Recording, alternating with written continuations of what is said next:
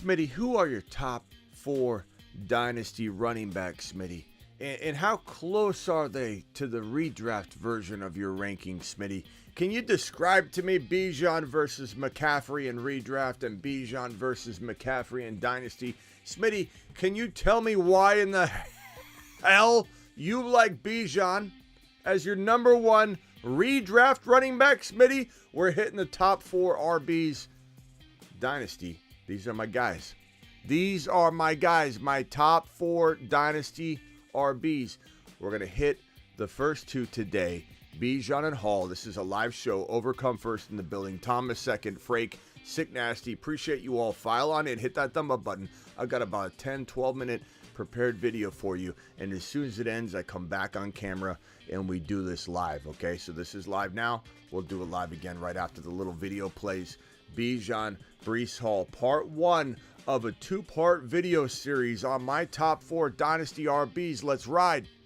My top 4 running backs in Dynasty Fantasy Football might not mirror everybody else's top 4, and I don't care, because all I really care about is you. And I don't want you following cookie cutter Dynasty Fantasy Football advice, especially when it comes to RBs, especially when it comes to the changing of the guard, which you only hear from this channel. I'm starting to get people DMing me clips and screenshots of other channels starting to say, changing of the guards coming, changing of the guards coming. You heard that here. We coined that phrase, and everybody, bring it in, is copying everything we do. Changing of the guard happened at quarterback already. Every single one of the top 6-7 quarterbacks are all guys that are just getting on their horse and getting going. You're looking at the top 4 running backs in fantasy football 2023 Dynasty and beyond. Really, these guys could all be argued in the top 5 for redraft because of that changing of the guard. It's happening right now. Yeah, Christian McCaffrey, Derrick Henry, Austin Eckler, they're all lingering in the top 5, 6, 7. But make no mistake about it,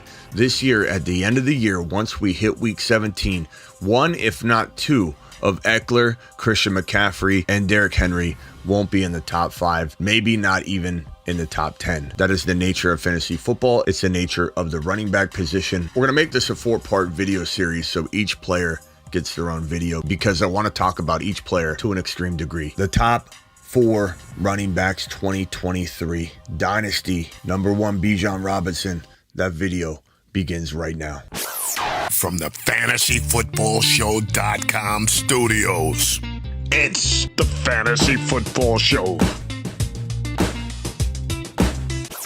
You're looking at the man, the myth, the legend. My name is Bijan Robinson. I like long walks on the beach. And, well, I also like scoring.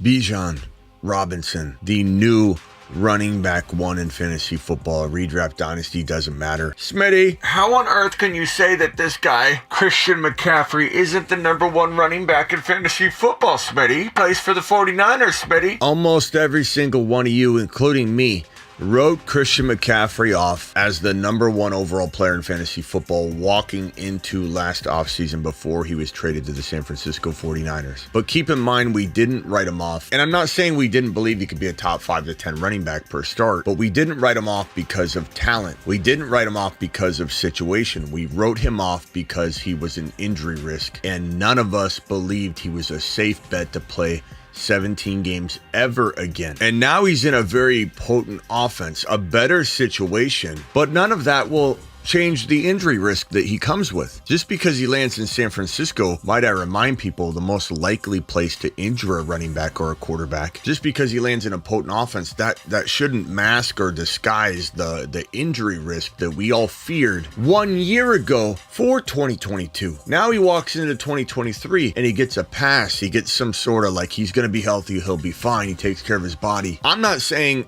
Christian McCaffrey in redraft shouldn't be in anybody's 2 or 3 overall players, or he shouldn't be in anybody's at least their top 2 or 3 running backs. I'm not saying that. I'm saying when it comes down to, okay, we're weighing out who is better, Bijan or Christian McCaffrey, not just for Dynasty. We all know Bijan's the running back 1 in Dynasty, but for redraft, Bijan, McCaffrey. I am conducting the Bijan train. Every time I drop a graphic or a video on Instagram on this topic, like I posted this on Instagram, I said Jamar Chase #1, and then I dropped this graphic right next to it on a carousel. #2, JJ, and this is in PPR, and #3 is Bijan Robinson. You ought to see the people's comments in there. Go look at them on my Instagram. You ought to read these comments. It's like, oh my God, Christian McCaffrey's not on this list, as if that person didn't worry about him to the tune of he's not a #1 overall player anymore. Walking into 2022, he goes to San Francisco. Granted, it's a great place, it's potent, but that shouldn't change the one concern and fear factor that we have for Christian McCaffrey in 2023 that we had in 2022 that had him miss not only 2021 but 2020. 2 years in a row, he was not an elite player because he couldn't stay on the field.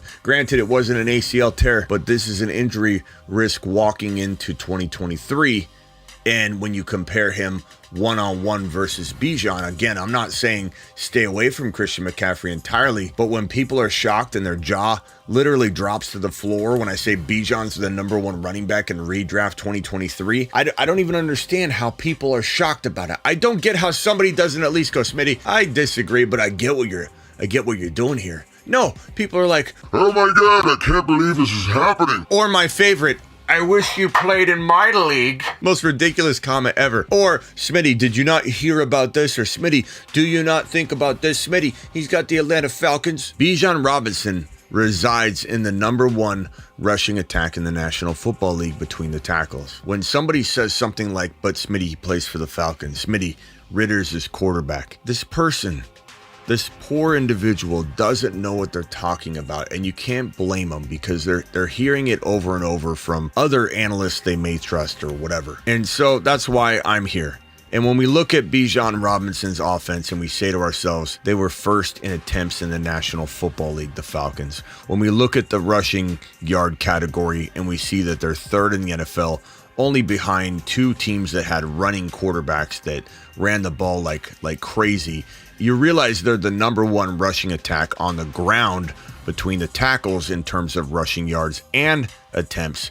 They're fourth in yards per carry, 4.9, so you can't use the Atlanta Falcons offensive line. The line's fine. The line's actually good. Top 10 in touchdowns, top 10 in 20-plus yards, and #4 in 40-plus yards. This is an absolute gem of a situation, and anybody that says that this offense won't actually improve from these amazing numbers, from being the #1 between the tackles rushing team in the National Football League, if people don't think this team improves by Ritter having a full offseason as a starter under center, by Bijan being inserted over Algier to make these numbers even better, and by way of Kyle Pitts being on the field to stretch defenses and make it a lot easier job for Ritter to move the football outside of just giving it to Bijan Robinson. And because Bijan's going to be in the slot moving around all over the field, he's matchup proof. How in the hell do you come in here and say something like, oh, but it's the Falcons. I don't know if I trust Ritter. I don't know if I trust the Falcons. I don't know if I trust what? You don't know if you trust glory? Look at the screen. Stop regurgitating what the other bad analyst says that you're following and start watching the Fantasy Football Show only. There's no debate here. This is the #1 dynasty running back in fantasy football, and there's no real debate here in redraft that he can't be in the top 1 to 2 running back conversation. If you want to have Christian McCaffrey over him, I understand it. I'm not mad at you. You're not taking a lap. I'm not going to scream at you. But when you come into this house right here and say that Bijan shouldn't be in the conversation, I just made you look silly if you're trying to argue against it. If you think you can come into this house and go, oh, yeah, CMC,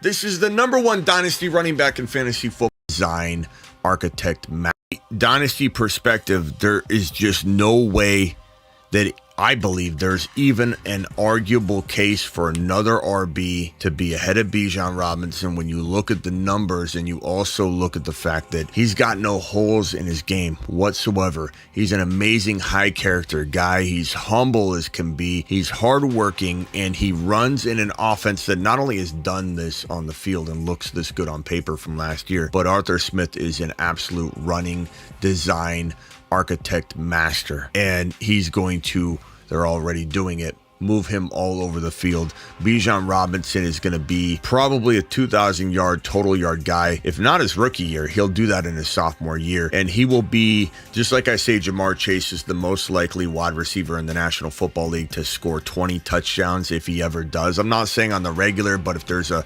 season or two coming in the next 5 or 6 years where a wide receiver does score 20 plus receiving touchdowns, it will be Jamar Chase that does that. I think the same thing here for Bijan. If there is a running back that will score over 20 touchdowns, maybe 2 times, let's say, in their career of the running backs currently in the NFL right now, it's this man. This man is the guy that is the most likely to score 20 plus touchdowns at least 2 times in his career. Wouldn't be shocked if his second or third year he did it. This is Bijan Robinson, the #1 overall player in Dynasty fantasy football, if it's half PPR or standard. If you play in standard, your grandma doesn't even play in non-PPR. You should at least be doing 0.5. But in 1 point PPR, I can understand going Jamar Chase. I can understand going JJ, and I can understand him being the #3 overall player in that mindset. But he's also very, very arguable as the #1 dynasty player in fantasy football 2023 and beyond. You Bijan doubter out there, go get me a coffee. And if you think I'm going to give you this Bijan card back, once you circle back around and say, well, I'm not against Bijan, Smitty. I like Bijan. I just don't think over McCaffrey. Don't try and get back on this train and backpedal. I am permanently taking away every single one of your Bijan cards. You're no longer allowed to have a Bijan card if your jaw dropped at all and you had some sort of adverse reaction to Christian McCaffrey being #2 on my running back ranking list for 2023 redraft. I'm taking away your Bijan card, and I will not give it back. Your Bijan card has been revoked. Okay, so Breece Hall, man, this guy is 8 foot tall. I don't know if you heard, he's 8 foot tall. Breece Hall is 8 foot tall. He will always answer the mother freaking call. Don't let him fall. In the third, don't stall. Just give Batman the freaking football. He's Breece. He's Breece. He does a hull of a job. A hull of a job. A hull of a job. Breece Hall, please report to the moon. He does a hell of a job. Get Breece. So many people out there are just missing the boat on Breece Hall. So many people out there are just missing the boat on this one. Smitty, you never trust a running back coming off an ACL tear. That's just common sense.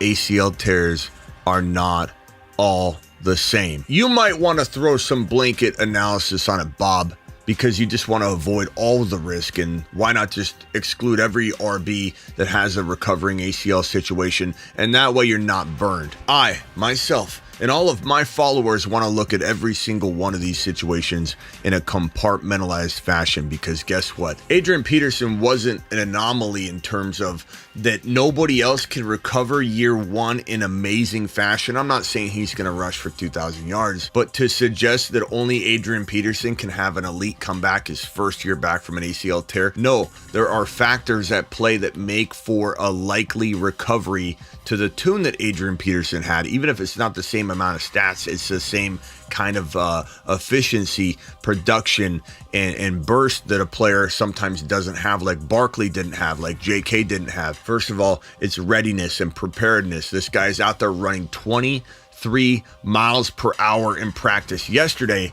Breece Hall was clocked at 23 miles per hour at practice. Look at this beast of a man out there cutting and running and doing all the things he needs to do to get back onto the field in game shape, running full speed. I'm not saying he's cutting like he needs to cut right this very second, but forward and backwards, he is full go. You can't run 23 miles per hour with a knee that is not even close to being fully recovered. I know, because I've torn my ACL, I've torn my MCL, I've torn my LCL, I've torn my patellar tendon off my kneecap, I've torn meniscus. I know a lot about knee injuries just personally, but I've also been reporting on them for over 20 years, and I'll put my knee knowledge and injury knowledge against anybody on the internet in terms of fantasy football content. And I'll tell you this right now, every single ACL tear is different. Every single ACL tear needs to be looked at in a separate light. On the back of this model, you can see in the middle of the knee, there's the ACL and the PCL. They cross each other. They're responsible for keeping this joint from sliding over the top or sliding off the back like it's falling off a shelf, and it keeps the joint tight. And when you tear that ACL, you're severing the connection between your brain and your knee, and it takes time to trust it. It takes time to communicate, and you'll talk to ACL recovered players. And again, I tore mine. You will be walking and you'll try and get yourself to go left or go right, and your knee won't even respond. You'll just keep walking straight. It takes time. I'm not saying Breece Hall is at that stage. I'm just saying there's a lot of trust in reestablishing communication and being quick and explosive and planting and doing all that. And if he's running 23 miles per hour, I can tell you that he's very, very far along on his cutting, because your knee is so tender. The meniscus, the entire looseness of the knee, you can't go out and run 23 miles an hour if that thing isn't already tight and the quad muscles are strong and everything about it feels tight and secure. You can't go out there and run 23 miles per hour. He's not ready to cut, but right now, as of the recording of this video, it is July 21. August 21. He has until September, He has almost 2 months to get the cutting part down and to continue to work on that. Band work, more quad strength. The mental hurdles are really the biggest part of it. He has over 2 months to get to a point where Saquon Barkley didn't even sniff walking into his first year recovered. J.K. Dobbins and Barkley weren't even close to where Breece Hall is right now on July 21. When they walked into week 1, their year recovered from an ACL tear, they weren't anywhere near where Breece Hall is on July 21. Readiness is number one, probably 80% of the formula for predicting an amazing first year back from an ACL tear. He's got that knocked out of the park unless he suffers a setback, and I will adjust and adapt. I will not just dig my heels in. I don't do that. If I was a man that dug my heels in, I would be all over Javonte and Breece Hall recovering from their ACL tears, but I'm high on Breece Hall because he's way ahead of schedule, and I'm pessimistic a little bit on Javonte because I don't know that he's even close to the same recovery level as Hall, but that could change too. And I'll adjust and adapt if Javonte gets back to a point where I feel like he's way ahead of schedule. There's such a big difference between Barkley's recovery and also the recovery of JK. Not to mention Barkley was going in the top 5. Breece Hall's going in the 3rd round. And being put on the PUP list means nothing. 2 days ago, he was put on the PUP list and his value tanked into round 3. And I couldn't be happier about it because that's a chess move by the team as they go through their roster and try and keep a few extra people on the roster, evaluate a few extra people. He's out doing this, running 23 miles an hour, taking handoffs, catching footballs while he's on the active PUP. This is footage of him the day after he was placed on the active PUP. So do you understand that the active PUP doesn't mean anything? It's a paperwork issue at this point. It's a chess move for teams to look at different players and keep as many people on the roster as possible. Breece Hall is going to crush 1,200 plus rushing yards in 2023. Breece Hall is going to score well over 10 touchdowns, and Breece Hall is going to pull in 40 to 50 passes for 400 yards. Think Aaron Jones production, because Aaron Rodgers will utilize this man to an extreme degree. Readiness, check. The second factor would be how young a player is. He couldn't be any younger in terms of tearing an ACL. He tore it in his rookie year. He's got the youth part on his side. He's got the readiness on his side. And the third factor is situation. Is he going to be facing a ton of 8-man fronts? Is he going to be fed just a bunch of between the tackle carries? No. He's got a spread out attack where Aaron Rodgers will be stretching the field. He'll have so much more room to navigate open spaces and planes than he ever did in 2022. So even if he had a little less explosiveness, Breece Hall in this offense with Aaron Rodgers stretching the field is going to be a better Breece Hall, even not at quite 100% in week 1 or 2, but getting there by like week 4 or 5. He'll be better, this version of him, in this offense than last year, fully healthy in that offense. That's how I feel about the three components involved in an early and very successful return from an ACL tear. Not to mention the defense is going to support the offense and the offense is going to support the defense. And this team's going to live in the red zone, meaning maybe he gets 10 or 11 carries in week number 1, in week number 2, but because the offense will live in the red zone, he could walk out of the first 2 weeks with 2 or 3 touchdowns and maybe being eased into it, and the touchdowns completely save the day. I love Breece Hall. He's a home run in round 3 in redraft. He's my number 2 Dynasty running back. And I just don't see anybody but Jahmyr Gibbs, and I love Walker, but I see nobody but Jahmyr Gibbs that even comes close to knocking Breece Hall off the number 2 running back slot, walking into 2023. Part 2, Jahmyr Gibbs and Kenneth Walker dropping tomorrow, and the Fantasy Football Show live begins right now. Live from the FantasyFootballShow.com studios. It's the Fantasy Football Show. Live! Monday through Friday, 8 p.m. Eastern. Smitty is also live whenever news breaks. What is up, good buddies? And you're going to see the continuation of this video tomorrow, or I could push it to Monday or Sunday. I'm not sure yet, but you got to see Bijan. You got to see Breece Hall. You're going to see Gibbs and Walker.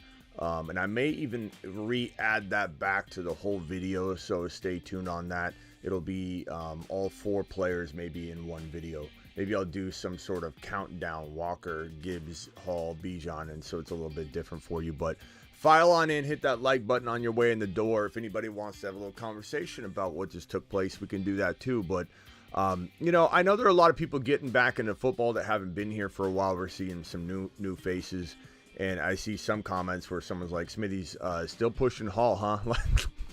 Like where have you been? First of all. Second of all, what do you mean still pushing Hall?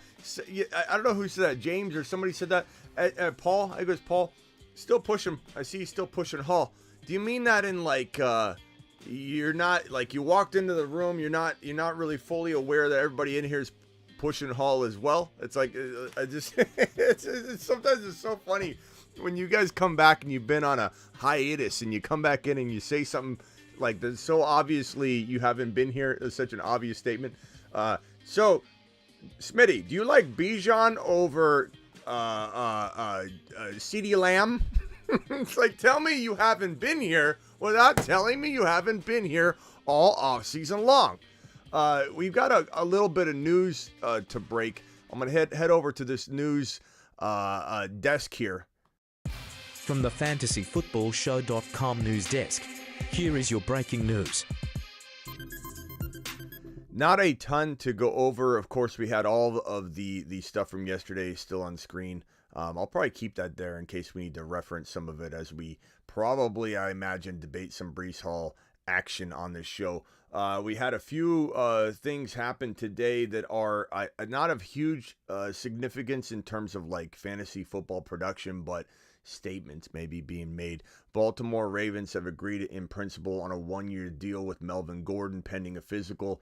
And at the same time, though, and again, you know, if we're going to say the PUP, active PUP list isn't a problem for Breece Hall, we can't be hypocrites and say, oh, this is horrible for J.K. Dobbins or something like that. But you do wonder, you know, the signing and then the Ravens placing 5 players, including running back J.K. Dobbins, on the PUP list to begin camp. You do wonder what's going on. They can come off at any time. The active PUP is not the reserve PUP walking into the season. If you get put on the reserve PUP list heading into week 1, you're out for the first 4 weeks of the season or more.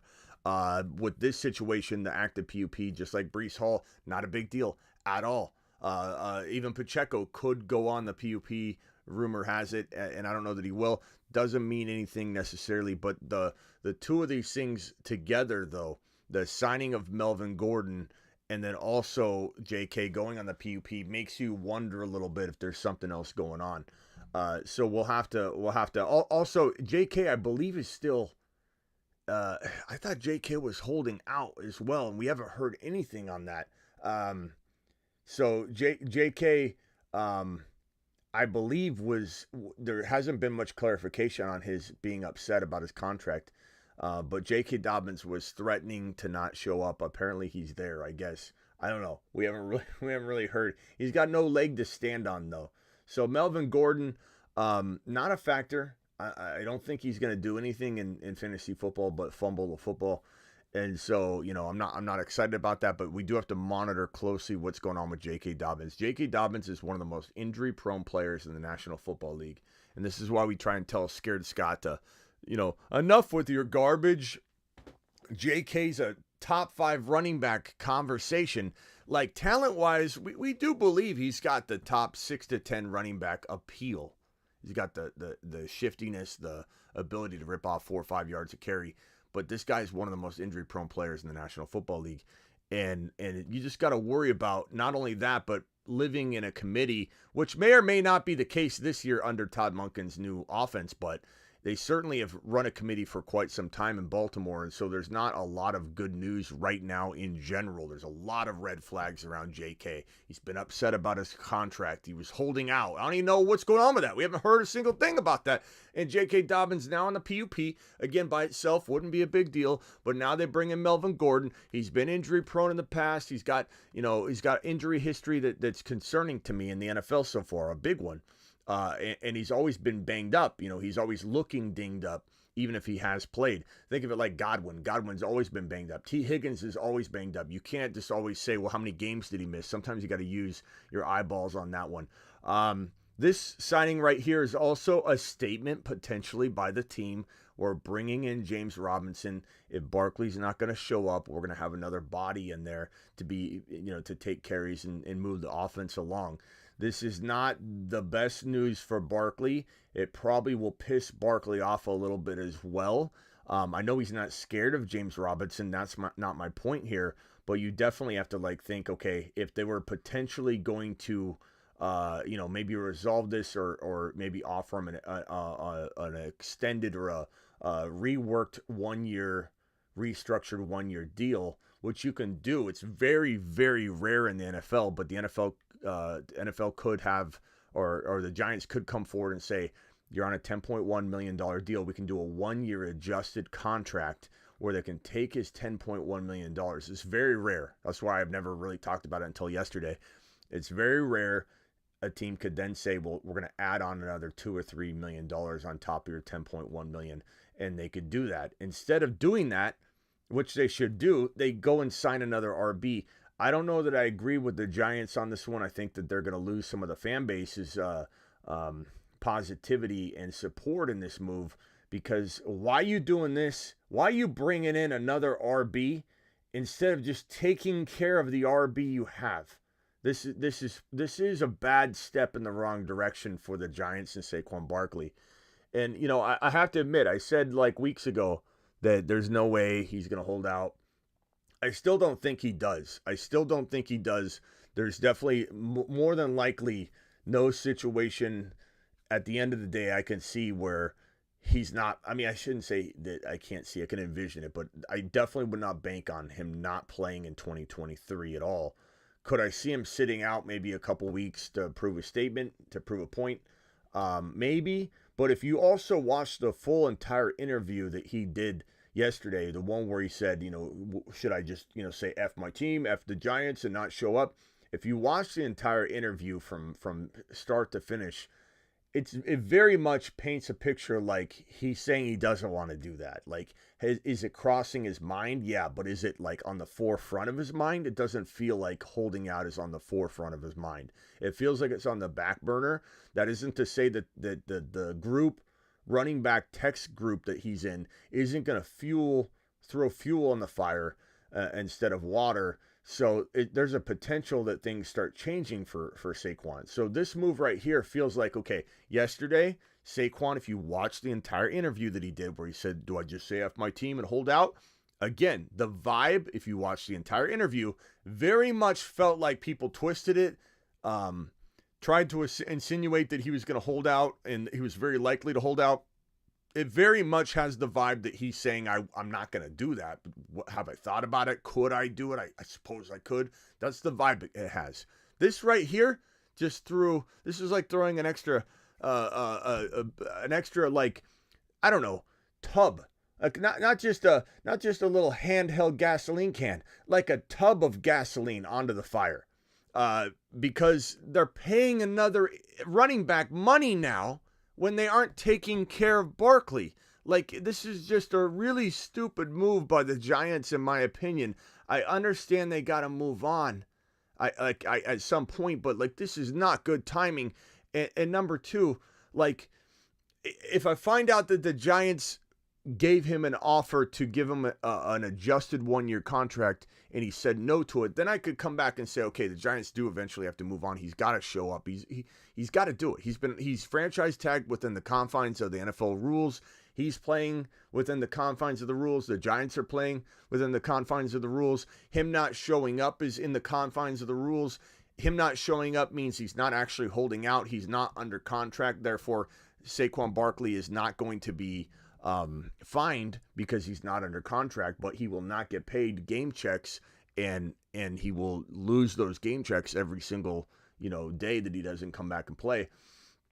I just don't know that this is the move you want to make. This guy's not going to do anything for you anyway. I mean, he's an Achilles tear recovery running back. We've never seen an Achilles tear running back ever return or become a top 10 running back ever in the history of Achilles tears for running backs. Not Kevin Durant in basketball, not a cornerback, not a different position. Running back. We've seen Deonta Foreman as the most successful Achilles tear running back, and he's looked pretty good, but it's taken him a decade. The guy's like 87 years old, and finally Deonta Foreman's able to move and do things he used to do. Cam Akers could end up breaking that little trend for sure. I mean, it's possible. He's the most likely. It's not going to be James Robinson. And so anybody saying, do I pick up James Robinson? You don't go get James Robinson. He's not anybody that you're concerned about. But this is more of an impact of what's going on here with Saquon Barkley. What does this all mean? Guys, this is a crazy time right now. And we got to decide what in the heck's going to happen here for Saquon. And I keep getting asked, Smitty, would you still draft him? I'll be honest with you. There is a point where I could potentially change my mind and say, you know what, maybe I don't take him at the top of round 3. But right now I feel like his ADP is certainly falling, especially after this James Robinson signing. It's cemented into round 3. Absolutely cemented. And I love looking at Kenneth Walker there, but this could potentially make this happen, and then we're like looking at Walker here and Barkley here or something. That's the bad part about this situation, is that sometimes players move around in such a way that you got Jahmyr Gibbs now who maybe ends up climbing up into the 3.1 now instead of the 3.5 to 4.1 because Barkley falls down. Now then you got to say to yourself, well, Barkley in the 4th round will be a steal. And I think I would agree on that. I would take Barkley probably in a millisecond in round 4. But I'm just saying it does come with an adverse effect of injuring the ADP values of the guys we absolutely are crushing fantasy football 2023 early drafting. Even though we love Barkley here, this is a good value. It can all affect everything, and that's the crappy part about what's going on. But right now, I venture to say he's not going to sniff the 2nd round. I think that if let's just take these guys out, so we're not even having this conversation yet. Barkley is a 3.1 to 4.1 lock at this point. Given the James Robinson signing, even though it doesn't mean anything in particular, just the message it sends, how disconnected the two sides are, and then the recent interview of him saying, holdout is or sitting out the year is still a possibility. But Saquon Barkley, I still have to advise you as of this moment, though. That and Wild Bill's right. I mean, signing a 34-year-old Cole Beasley and not paying Barkley, it's not a good look. This is like pissing on the fire, not throwing more gasoline on the fire. It's like drinking gasoline, then pissing the gasoline on the fire, and then watching it blow up right in Saquon Barkley's face. That's what we essentially are watching unfold right now. But if someone came to me, and I'm sure someone is in the chat going to ask this question about a minute or two from now, and they just, stroll in here. Hey, Smitty, are we drafting Saquon Barkley? The answer is in redraft 2023. You bet your bottom dollar we are. Are we doing it in every league? Let's hope not. Let's hope we still see value on the board. Even if he falls to like 3.4, that I'm saying I want Gibbs. I want Gibbs. You can call me crazy if you want. I want Gibbs. If Gibbs goes, let's say I'm drafting right here and Gibbs goes here and I'm like, son of a B, I miss out on Gibbs. I mean, I like Barkley here. I'm taking Barkley here. But I'm still wanting to draft Gibbs over a lot of players that I don't want to tell anybody this because I don't want the freaking ADP to go crazy or you guys to start sniping Gibbs in the second round and sniping yourself. I could care less about me in a draft we all do. I'm looking out for you. I don't want anybody to go out there and screw their entire fantasy football, season up because you're out there reaching like a madman. But if someone says, Smitty, where are you taking him without hesitation? I say third round is simple. It's simple because Barkley, he's probably going to play. Is the odds of him not playing, they go up every day, I suppose.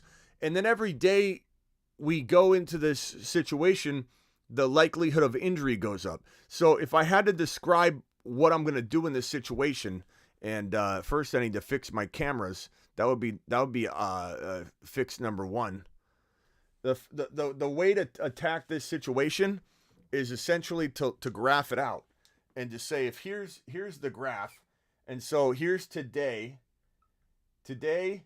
and here is September 12, which is opening Sunday.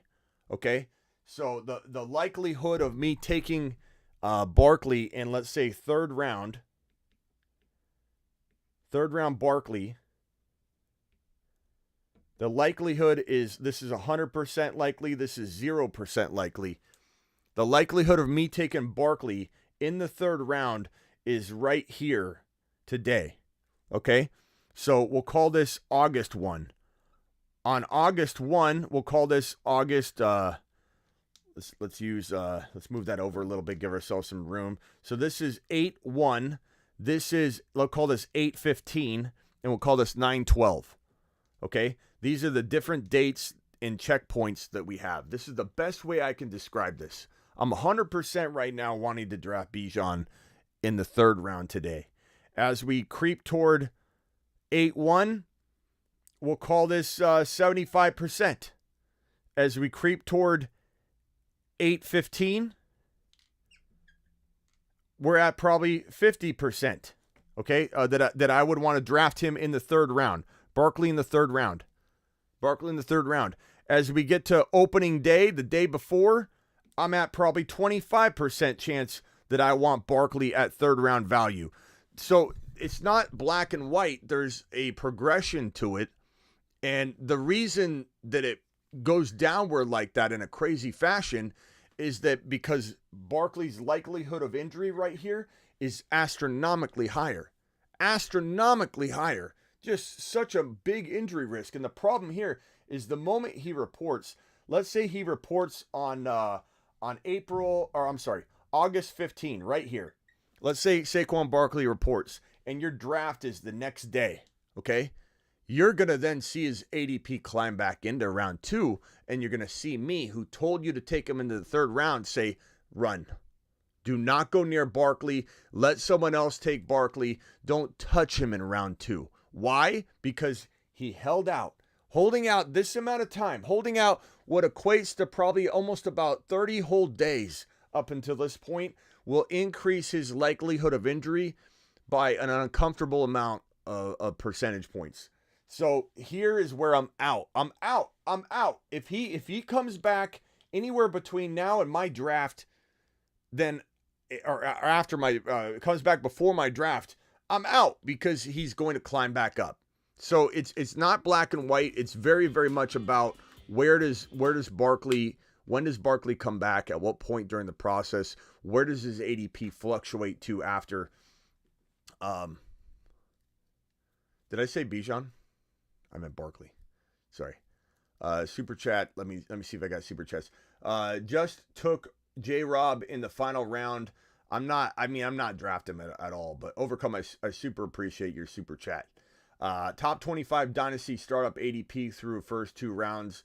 What about that, Sick Nasty? There's not really good top 25 Dynasty startup ADP out there, to be honest with you, but we can definitely do a video on that. I think I told you we would do that soon. Rashad Bateman placed on, did not report, Smitty. Rashad Bateman is somebody that I'm not going near at all. I'm just not a fan of that guy at all. I think people were as overhyped on him as they were Michael Pittman last year. I think Michael Pittman, I would say Deontay Johnson, Michael Pittman, and Bateman were the most overhyped players that I was not on board last year that totally fell flat on their faces. Redraft Bijan London or Pollard. Redraft Bijan London or Pollard, Garrett Wilson. Well, Fantasy BDM, you know my answer is Bijan. He's my number 1, number 2, or number 3 overall redraft player. So the question's really after that. How am I ranking these guys? I mean, Garrett Wilson's a first rounder. London's a 4th rounder, maybe 3rd rounder. Pollard's a kind of top of the 3rd. So, like, Bijan's a number 3 overall guy. Garrett's a number 10 overall guy. The other guys aren't even close to their ADP. So, the easy ranking is Bijan, Garrett Wilson, Pollard, London. I love all of them. I appreciate your super chat. And if you get all 4 of those bad boys, you are literally in the pecking order of a draft ahead of the game. You got Bijan, he's a first rounder. You got Garrett Wilson, he's a first rounder. You got Pollard, he's a 2nd or 3rd rounder, but you could call him a late 2nd. You got London, who's you could call him a 3rd rounder, but a 4th rounder, but that's a real solid, looking start. If anything, maybe you squeeze in another player in between London and the Pollard pick, though, like a Burrow or whatever. If you get Burrow with that, you walk straight to the bank, okay? You walk straight to the bank, pal. Appreciate your super chat. Appreciate you, Thomas. Appreciate you, Sick Nasty, for dropping those supers on screen. And let me go to the live chat and see what you guys have cooking up here. You told me to remind you a few days before, brother. Thank you. Appreciate you, Sick Nasty. Thank you. I need you to remind me about reminding me, but apparently. I'll try and figure out the best way to navigate the Dynasty ADP data, because honestly, there's some out there, but it's like garbage. It's garbage because a lot of people are resorting to the Underdog Fantasy, promo code Smitty, best ball drafting, and not really mock drafting as much as they used to, so the data is really garbage. Not to mention, I feel like the best ball, like Underdog, use promo code Smitty. We're drafting tonight, guys. Make sure if you want to draft tonight, you use the link that's in the description of the video. You use the link that's in the description of every video, and I'm certainly going to drop that link right this second, and I'm going to pin it right this second in the live chat. I'm going to pin it right now. Let me pin it. There you go. So if you want to draft with us tonight, make sure you go to that link right now and sign up now, so you're not trying to do it later. But part of the reason why the ADPs are so jacked up is, 1, less people are mock drafting. 2, it really is something to where these other content management platforms, like, and I'm just guessing, I don't know in every case or anything, are less busy. They don't have quite as much maybe funding, and I'm not sure on that. This is my educated guess. It feels like a ghost town with some of these platforms, like not like it used to. I feel like Best Ball took some of the traffic away maybe from them, and so there are less people at the wheel driving, and so it feels like a lot of the ADP datas were not up to date as quickly as they were in years past. It feels like the ADP datas are not as accurate because people aren't drafting, and there's less masses in there making a very comfortable average. And so we might have to makeshift our own rankings, Sick Nasty, or go to consensus data and say what's right and wrong with the consensus industry Dynasty ranking data. I don't know that ADP data is going to help you at all. I don't know that ADP data is going to help you at all, period. Because ESPN's ADP data is different than the Underdog's ADP data, different from Yahoo's ADP data. So what am I going to do? A video on each one? Let's break down, and this is not Sick Nasty. I love you, pal. I'm not saying anything against you. I'm just saying, what are we going to do? Come out here and say, we're doing an ESPN ADP show, which is completely different. Don't watch this if you do Yahoo. Watch the next video. Welcome to the Yahoo ADP video. Don't watch the previous ESPN one because it's not related. Okay, welcome to the best ball, the real ADP show, the accurate ADP show where people are dropping actual dollars, cash money. Jake the Snake in the building. Appreciate you, Jake the Snake. Says Gibbs, Diggs, Madison, Lamb, Pitts, Devontae Smith.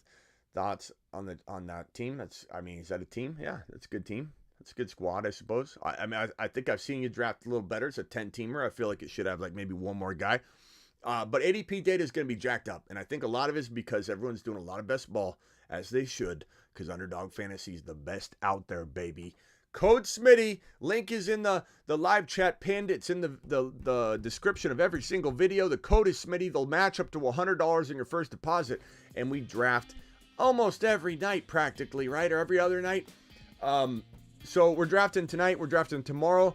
We're going to do a weekly's $15 draft tonight. Get in and signed up ahead of time and they'll double your first deposit. I honestly just think ADP is garbage now. ADP is garbage, and the discrepancy between ESPN and Best Ball ADP and Yahoo ADP and all these other platforms is so crazy widespread. ADP data can't help you. It can't help you. You can only learn and absorb as much as you can. Take it into your draft. And when that stupid suggested rank tells you London's not going until round 4.5, you let them fall based on the knowledge you get from the fantasy football show college.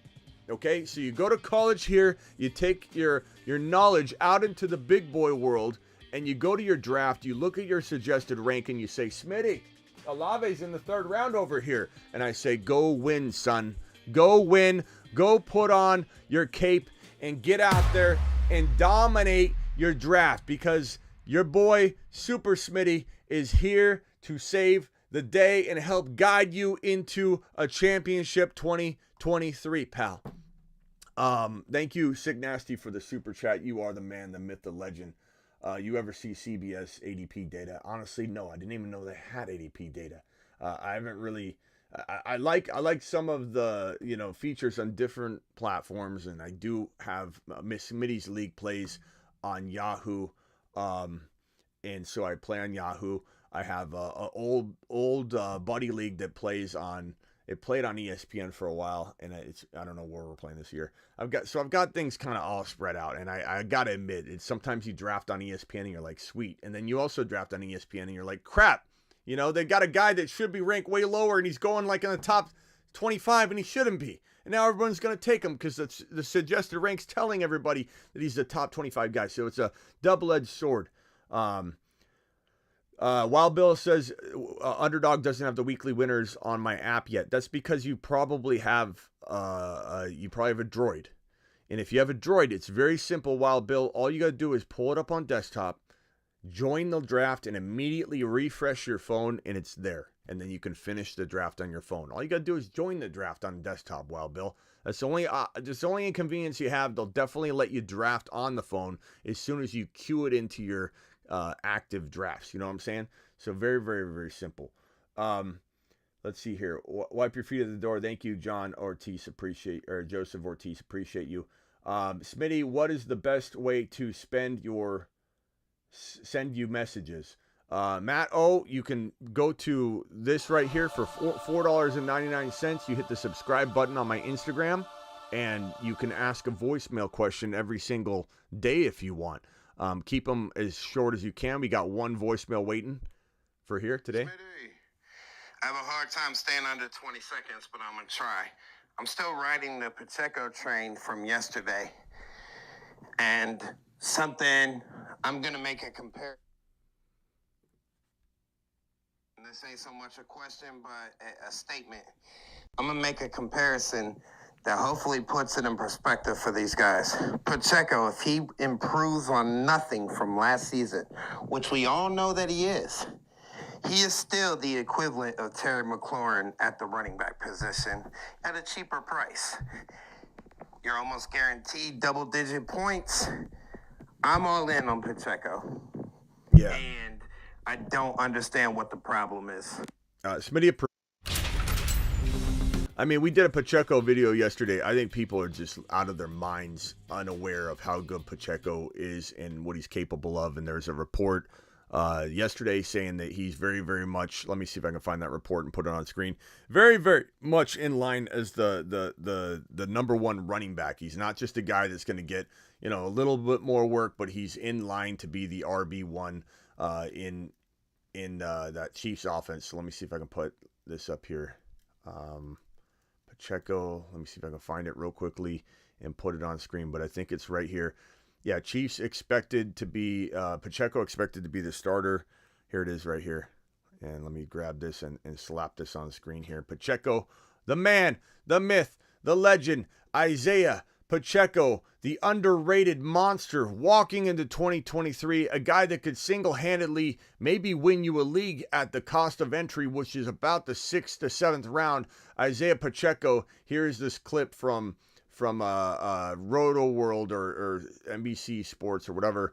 The Athletic is reporting that Isaiah Pacheco is expected to be the Chiefs starter and handle an increased workload. This is stuff we talked about literally days prior, and we had Scared Scott and other people coming here and go, there's just no upside. There's no upside to Pacheco. It's a sharing situation. They've never had a running back like him for some time, and this guy runs harder than anybody.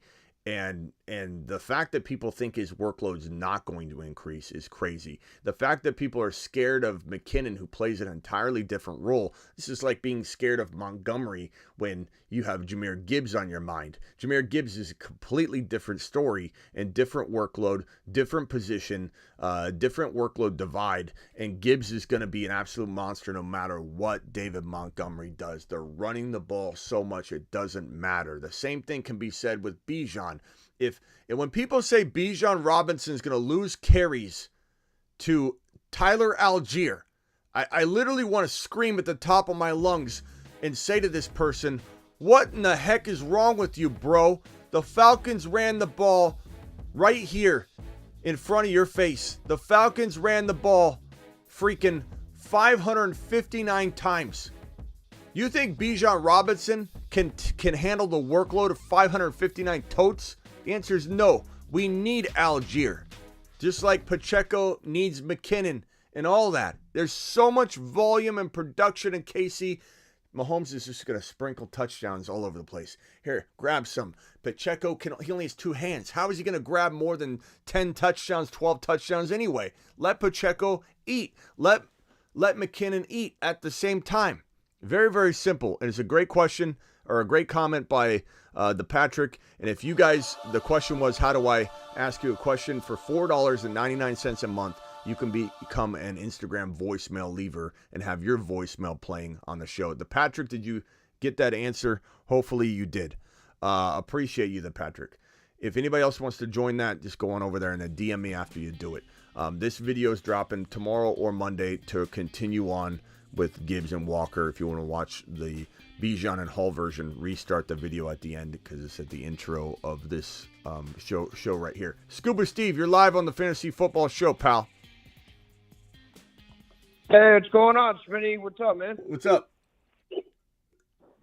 Hey, this Jordan asked some stuff where when you were cited driving 140 miles per hour in a 55.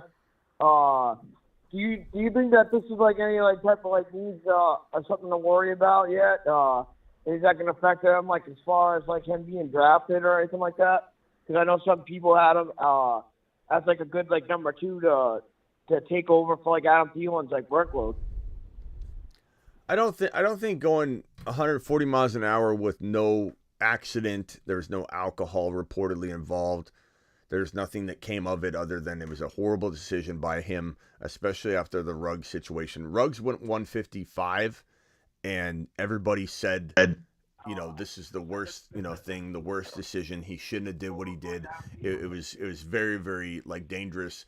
And so, everybody had a consensus, like it wasn't like, oh, he's just speeding. Now there was alcohol involved and all that. But I think, you're talking about like a 15 mile per hour difference. 140 miles per hour, most of your vehicles do not even go 140 miles an hour out there. And so very few of us have ever driven 140 miles per hour, and if you have and you're bragging about it, it's pretty stupid to be doing that on the freeway. Where there are other vehicles, or even late at night when you can see a little less and there's potentially a car somewhere that might have their lights off, and they're, a little old lady driving home from bingo, and you're out there going 140 miles per hour. You have no time to react. It's not something you should be bragging about. If you went on a racetrack, that's different, but anybody driving 140 miles an hour is making a stupid decision on the regular streets. That is a crazy amount of speed that you can't react in a normal setting. So anyway, do I think anything's going to come of it? I don't know. Maybe some in-house discipline. Maybe he has to, do. I don't think he's going to get a suspension or anything. But I don't think it detours anybody away from drafting him. I don't think it detours the team away from using him necessarily. Now, the one thing I would say, Scuba, is there a pattern in decision making that this, tells us, okay, he's a bad decision maker, or he doesn't learn his lesson? There's some players that literally you and I think we learn from our mistakes or something in this situation. But if you've ever watched what was the show called on HBO where The Rock was a sports agent? What was it called? Oh, that was Ballers. Ballers. If you ever watch Ballers was like, the premise of Ballers was based on a lot of like kind of realistic scenarios, and it just goes to show how much these players, one after the other, make these dumb decisions. And you watch The Rock, he plays this, it's a really good show on HBO.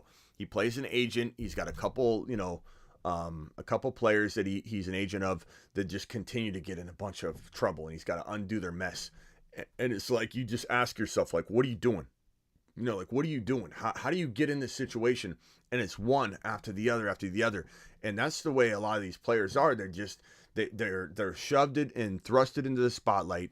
They're kind of like arrested developments in a way, because you're a boy with a psych degree. I'll tell you, arrested development is a real thing. When you're a child actor and you don't have a chance to have a normal life, you're arresting your development, meaning that your development never really happened at a normal pace, and so you never outgrow or grow up. You're kind of trapping your child self in this little box, and you never let it out, so that when you get older, you're still immature and you make bad decisions, or you make immature decisions, whether they're bad or not. They usually are bad because your judgment's off. You're making decisions like you're 10 years old when you're 18 years old. And so players sometimes have what you could equate to a similar arrested development, in that they're in the spotlight. They kind of don't get to have the social life that they normally would have. Sometimes they do, but they oftentimes they don't make great decisions right away at this young age when they're still trying to mature and everything. Then you got guys like Bijan, who are the most well-mannered, hard-working, humble guy you ever meet. And you say to yourself, you gotta factor this into your fantasy football evaluation. When you see an individual like Bijan, who literally looks like the most well-mannered, hardworking, disciplined, hungry, a kind of guy that's going to listen to his coaching staff, the kind of guy that's going to want to improve every day and not think he's the best already, it's something to consider, and that's one small factor as to why I feel so strongly about Bijan becoming the next LaDainian Tomlinson. Is this guy's got it all together. There's not a flaw in this man's character. There's not a flaw in his game. He has no holes in his game. He can catch the ball better than anybody knows. He's in an offense that's better than anybody realizes for him, and he has no flaws whatsoever. This is the most well-rounded player we've ever seen come out of college, from head to toe, from mind to the physicality. Bijan is the man. But my whole point here, circling back, and I'm not saying this for with a certainty here. I have no real clue about how Jordan Addison's going to act moving forward. But if you were to ask me, is there concern? The concern is, from this, there's going to probably be no suspension. Although the Henry Ruggs thing was such a bad situation, maybe they do something. I don't think they will. Maybe the team does something. But this is horrible. This is a horrible decision on his part. And you got to wonder, is it telling of what he's going to do, going forward? Gets a Lamborghini, he's trying to show it off. Is his mind right? Is he focusing on football right now? He's going out and getting a Lambo before he's ever stepped foot on an NFL field. He's going out and racing 140 miles per hour at 3 a.m. when he knows better, because Henry Ruggs just did it and his life is over. Henry Ruggs' life is over, as is the person that he killed.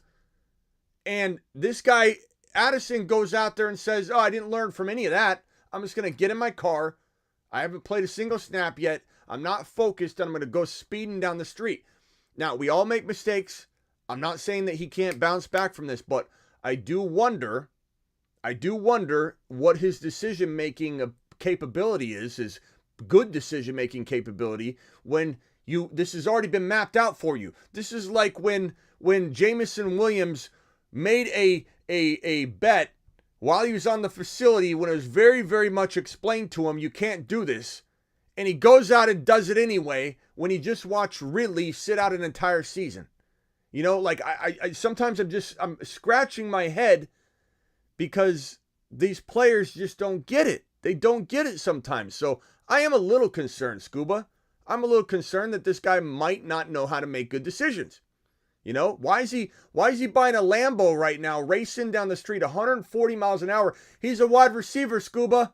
We already know that these wide receivers are divas from the beginning. This guy's the biggest diva rookie wide receiver I've ever seen. He needs a Lamborghini and needs to race 140 miles an hour down the road when he hasn't even become a true, he earned his diva title in the NFL. Like, so yeah, I'm a little concerned. All right.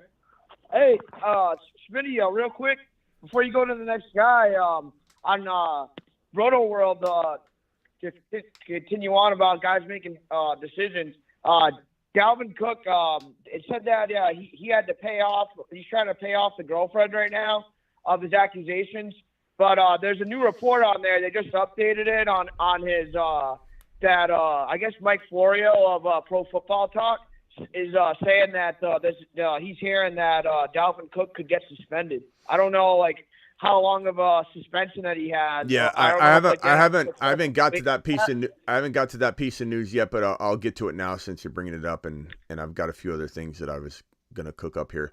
No problem, man. I don't know if you remember when I told everybody this didn't go away yet. You know, when these Dalvin Cook has had a whole bunch of things like lingering. So here, he had that domestic situation. There was the weapon involved. Remember that whole thing that happened, and it just kind of went away. It just didn't go anywhere. And everyone's like, what's going to happen to Dalvin Cook? I said this thing hadn't been resolved yet, and it could very well creep back. Just like Mixon's situation could creep back, the brandishing of a weapon and the charges being brought against him that were initially not brought forward by the police, but then the alleged victim filed charges. And so these things are just horrible looks. Like, what's going on here? So NBC Sports' Mike Florio reports that there's been talk in league circles of a suspension for free agent Dalvin Cook. The rumors come after news of Cook's settlement offer for his 2021 domestic violence case. Cook played the last 2 seasons, while the case, which has counterclaims of defamation, has played out in court. Cook's off-the-field uncertainty is expected to limit him to a 1-year deal if he signs this preseason. His trial is set for next year. Suspension likely won't come before 2024. So that is true for the most part, especially given that this is not like a high-profile domestic violence situation. It's not like even close to as high profile, even though that it's him and his significant other. It's not as near as high profile as the Alvin Kamara situation. And we've seen the Alvin Kamara situation set some major precedent for anything that's believed to be lesser to have anything play out before the legal process takes its course, right? So Dalvin Cook has got no risk of probably being suspended this year unless something unfolds that's even bigger that hasn't come out yet, or there's another situation. But teams probably still weigh this in and factor it in. And there's a good chance maybe he doesn't get what he thought he was going to get now. And maybe there's a good chance he ends up in a month or two settling for something that was way lower than we all expected. Maybe the Vikings are the one team that's going to stick in it and say, hey, we'll offer this to you. I don't know if they'll give him $6 or $7 million like that one report suggested, but maybe he goes back to Minnesota. I will say this. I don't think the Jets are going to be interested in this situation. We'll have to find out. I know a lot of people are scared of the Jets landing Cook and what that would do to Breece Hall. But for everything I've heard, the money amounts and the amount of money that the Jets are willing to spend on Dalvin Cook are highly unlikely to be in the qualifying realm to land Cook, but this news could lower his price tag and then maybe put the Jets back in play. But I honestly think the Jets are not interested, and Breece Hall is so far ahead of schedule, and this PUP list stuff is going to make him gold and a steal in fantasy football, at least for a couple months. The fact that Breece Hall is running 23 miles per hour means his knee is so far ahead of schedule. People are just running their mouth on this topic. I'll tell you right now, as an ACL recovered player with an MCL, an LCL, an ACL meniscus tear in one leg, tearing my patellar tendon, having other meniscus damage in the other knee, having the damage I've had, I can tell you right now that when you can run straight on and you can do it 100%, it doesn't mean you're ready to go cutting at the NFL level, but it does mean that your knee is really stable. It means your knee is really stable, and all it's going to come down to is the repetition of getting your mind to communicate down to your newly created ACL. And believe it or not, your brain has a way to communicate to your knee that is hard to explain. But when you sever your ACL, there's a lot of damage there, and you got to reestablish connections to talk to your leg. And I know that sounds weird to people that haven't tore their ACL, but you literally will, like for me, an example, I'd be walking, and he's so far ahead of this. I don't want people to think Breece Hall's in this current stage right now. But my point is, I'd be walking in the store, and I literally say I'm going this way, and I just keep walking straight. And it's the weirdest thing you can't explain to somebody that hasn't had a major ligament or something severed. But you have to reestablish a connection. And in an ACL recovery, they cut out a window in your patellar tendon, which kind of grows back. Think of it like a tongue piercing. You poke a hole in your tongue, and you take the tongue ring out, and it'll close back. Or an ear piercing, you're punching a hole, but you take it out and it'll grow back. They cut a window out enough for it to like kind of grow over and reestablish and grow, and connect. So you don't have a hole in your patellar tendon, but they take that little piece, they go into the back of your knee, they cut out the ACL, your PCL and your ACL crossing. They cut out the torn ACL that usually tears on one side or the other and is flopping around like a rubber band in there. And they cut it out. Then they drill a hole where it was going, drill a hole where the other part was going. Then they jam the new piece of patellar tendon that they cut out into each hole, and then they put screws in, and kind of like, in a way, here's the hole, here goes the new ACL, and they just screw into it with screws where the bone grows into the screws, everything tightens up and grabs a hold, and that's why it takes a while to have the ACL recovery. That's why you're on crutches for a while, because what you don't want is that those screws not to hold, and you got to wait for the bone to grow into the screws and grow in and kind of just grab a hold of the new ACL. And if you do things too early, you'll pull that ACL that they just cut out and made for you out of the hole that they drilled. And so it's very, very complex. So my point is, once you do that, and you have to stay off your knee for quite some time when you have that surgery done, because you cannot pull that ACL, that new ACL, out of the hole that they've shoved it in, right? So what ends up happening is your knee gets very soft. Your meniscus gets very, very vulnerable. Your thigh, you get a bunch of atrophy on. Now, these athletes are moving their leg a lot sooner, and they're on ramped up recovery timeframes. Probably not as good long term for them, because they're pushing the limits of everything right away, but they're definitely on an advanced schedule. But you get atrophy, you get a lot of like looseness to the knee. So when you go out there and you start cutting for the first time, this thing feels like it's sliding around like on a hockey ring. It's crazy. So the fact that when you go out and you start to run and you feel the tenderness of your meniscus, and you're running, you're limping, you're dragging your foot, your heel on your injured leg isn't raising as high as the heel on your other leg. Your knee, you're bringing your knee up high on your good leg, and your bad ACL leg is dragging. Your knee barely goes up at all, and it's a crazy process to go through. For him to go out, Breece Hall, and run 23 miles per hour, that means his mechanics are perfect. That means his bending is perfect. That means there's no damage in the meniscus tear anymore. That means everything that he's got going on is smooth sailing front and back. You cannot do that process with an injured or behind schedule knee or lack of thigh strength. You're literally 100% in the quad, in the structure of everything, in the healing process of the knee when you're running 23 miles per hour straight. The only concern he has so far right now is that cutting and twisting and trusting your leg. And it's about 80% of it's mental from this moment moving forward for Breece Hall. And some might say, well, if it's just mental, that means he can't get hurt. You can get hurt because if you're not fully trusting it and planting properly, you're holding back and you're going to get compensation injuries.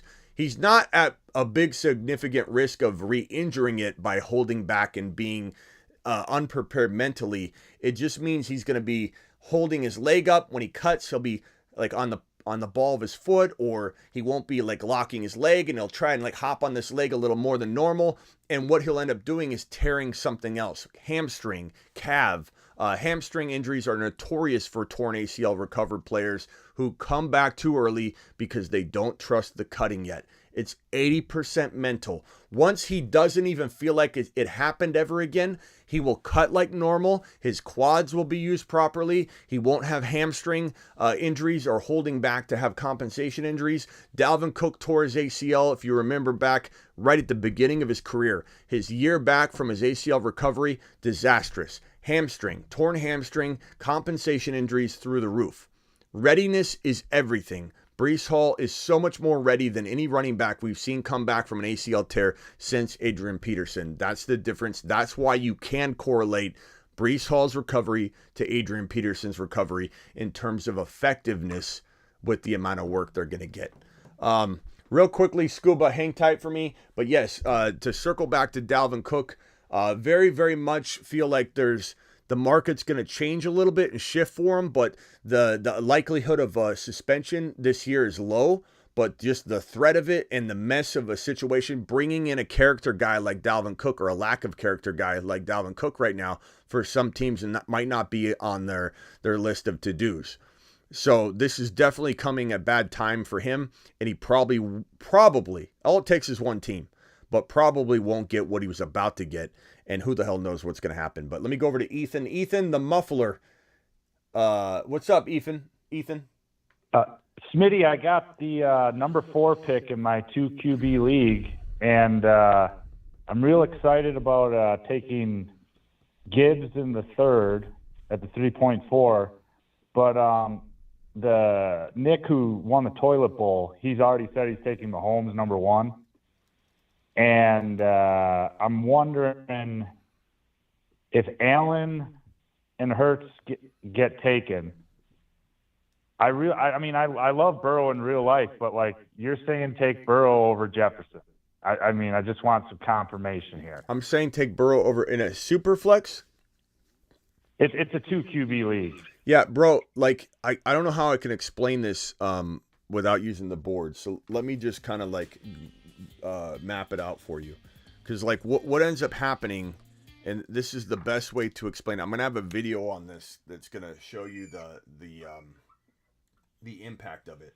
But basically, here's round 1, 2, 3, 4, 5, 6, 7, 8, 9. Okay. When you get a top 6 pick and you're able to get a Joe Burrow, what ends up happening is you end up getting a Burrow. Let's say you get Burrow here. What ends up happening is when you're on the clock in round 2, you have a player that in a 1 QB league would go in round 1 that you're going to get. When you get to round 3, if you're taking a wide receiver, running back, or tight end, you're getting a player in round 3 that in a 1 QB league would go in round 2.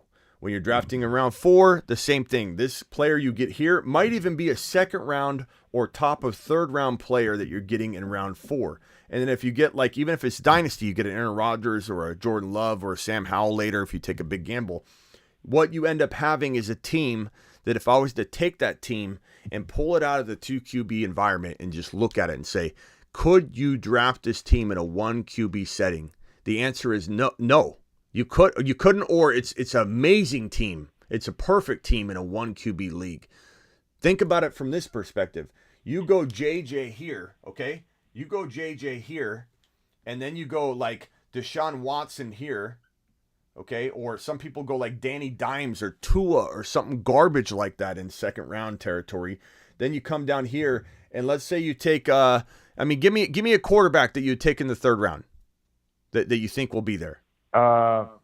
In the third round, in a 2 QB league, I don't know. It'd probably be the Tua area. Okay. So you get Tua, Derek Carr, bro. By the time you later. get to round 4 and 5, let's just say you get lucky and you still get I don't know. Let's say you do get a Walker or something. You get a Walker here because I'm trying to use a best case scenario too because I don't want to paint a bad picture. But JJ, Watson, Tua, Walker, and it starts kind of going, a little bit lesser players.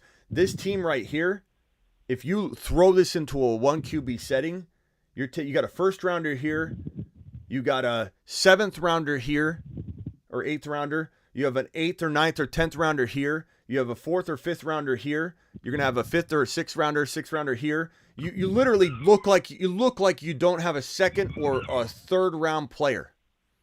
You know what I mean? And I know you're not playing in a 1 QB setting, but if you flip this script on this and we say to ourselves, okay, let's go Smitty's route. Okay, look at this. I go Burrow here.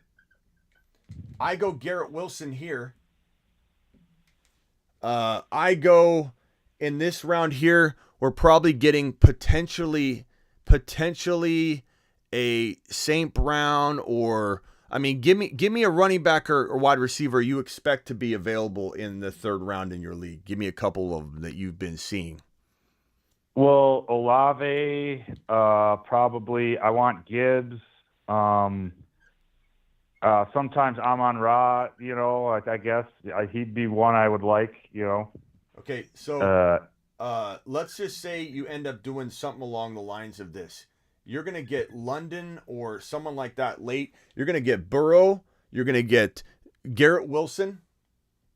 We'll just put Will. Garrett Wilson, Olave. For some reason, I feel Gibbs, better about Amon-Ra than Garrett Wilson. Okay, that's whatever. Let's use the process, not the player. So St. Brown. Yeah. You're going to have St. Brown. Let's just say here you end up getting... Do you like Barkley in the 3rd round, 4th round? Who do you want as an RB? Not if there's drama. If there's drama, I have to know my guys are going to play. Even Gibbs is early here. But look at this team right here. Let's just even do this. We're going early on Walker and Gibbs. You got Burrow, St. Brown, Gibbs, Walker, Love, London. This team crushes the other team. If you go Watson or Tua or Danny Dimes and you do something crazy like that so you can get JJ, bro, you got St. Brown.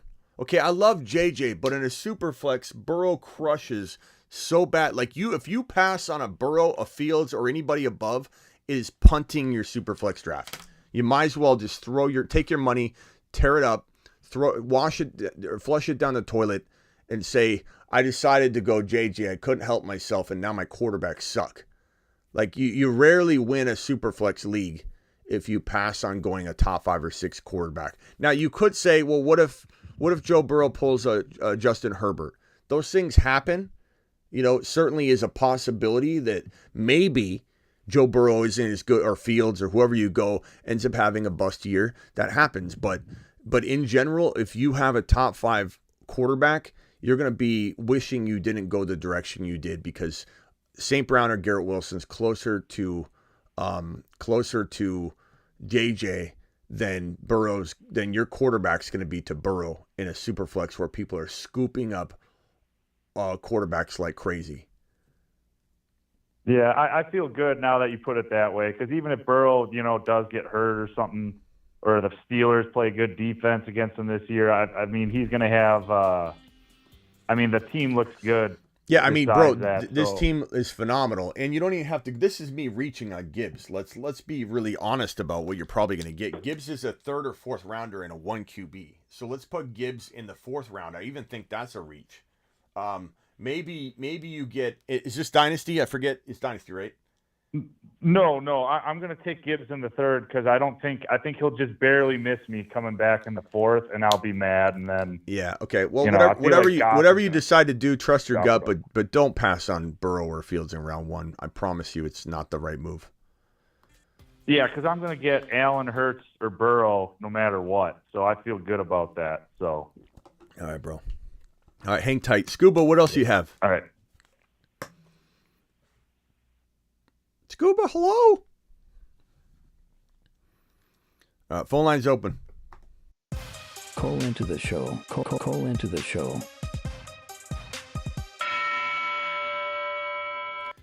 Chubb is going to be going stupid next season, says Swaggy. I like Chubb. I think Nick Chubb is going to be a pretty good player next year. He literally was the best running back in fantasy football for over the first quarter of the season.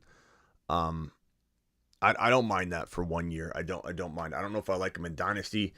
I don't know that I feel ultra comfortable with how Chubb finished, scoring not one single rushing touchdown once Deshaun Watson got in there and played 6 straight games to end the year. Chubb scored not one single touchdown over 6 games on the ground. He did score 1 via the air. He did have good yards per carry. He did have good yardage.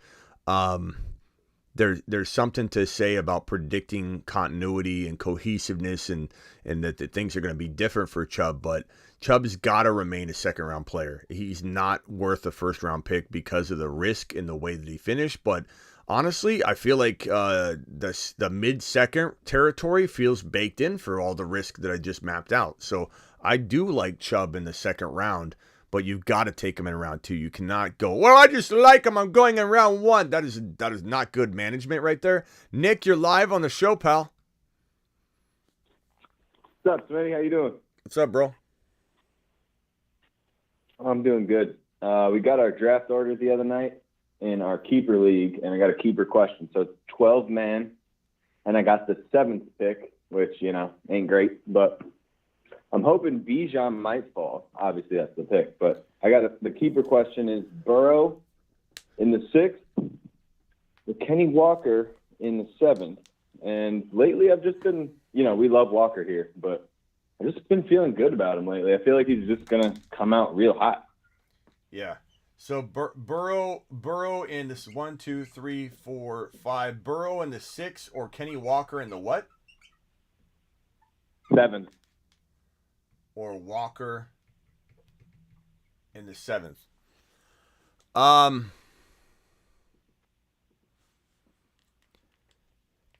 This is it 6 points per touchdown pass? Is it it's a 1 QB, right? Yeah, 1 QB and 4-point passing TD. And just like your stand.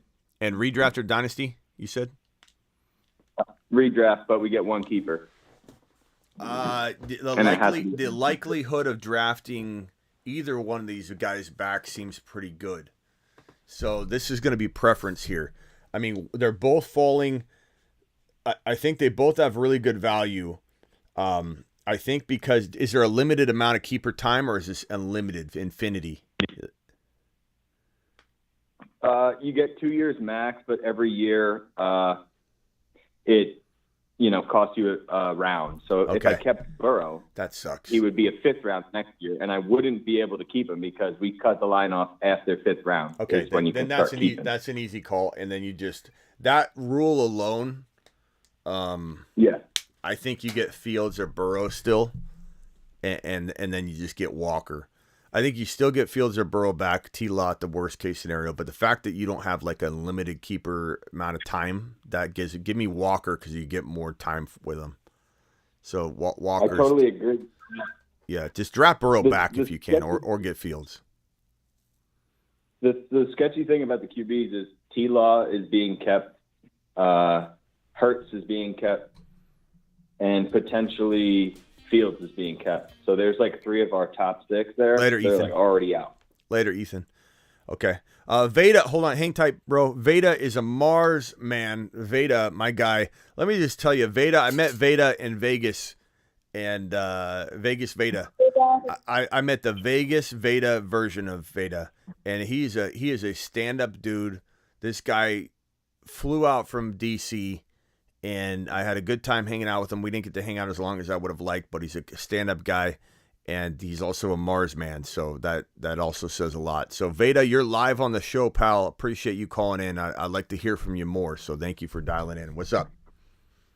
Thanks, Smitty, man. It was a great time seeing you, and hope to do it more and get more guys together. That'd be awesome. Yes, sir. But I got some running back questions. First one, in a auction, I do a few auctions. What is the percentage difference money you would spend on Bijan versus Breece Hall being your RB1?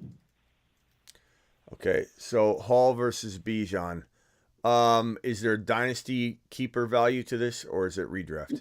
No redraft. This is tough because like we could have got him cheaper earlier, and now we might not. But the fact remains, like even my Instagram post where I said he's my number 3 overall player, like is getting just people are like, "Where's CMC? I can't believe you're doing this." Like people get so mad. And I'm not trying to make waves. People think I'm just trying to get clicks. Like this is, you guys know this how I feel. The people on IG, some of them watch my show, some of them don't. But I personally would probably,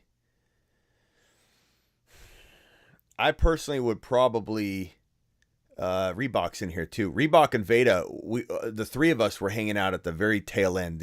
We were the last 3 dudes standing together at the draft site, where we went back at the end of the night. We had this like cabana for the whole night, and I went back there late at night. I met up with Reebok, and I met up with Veda, and the 3 of us were hanging out. So appreciate all of us being here. This is great. Bijan, Bijan's going to score 15, or he's going to have 1,500 yards, 1,500 yards rushing in my view. He's going to have 450 yards receiving, 350 yards receiving. He's going to have 10 rushing to 12 rushing touchdowns.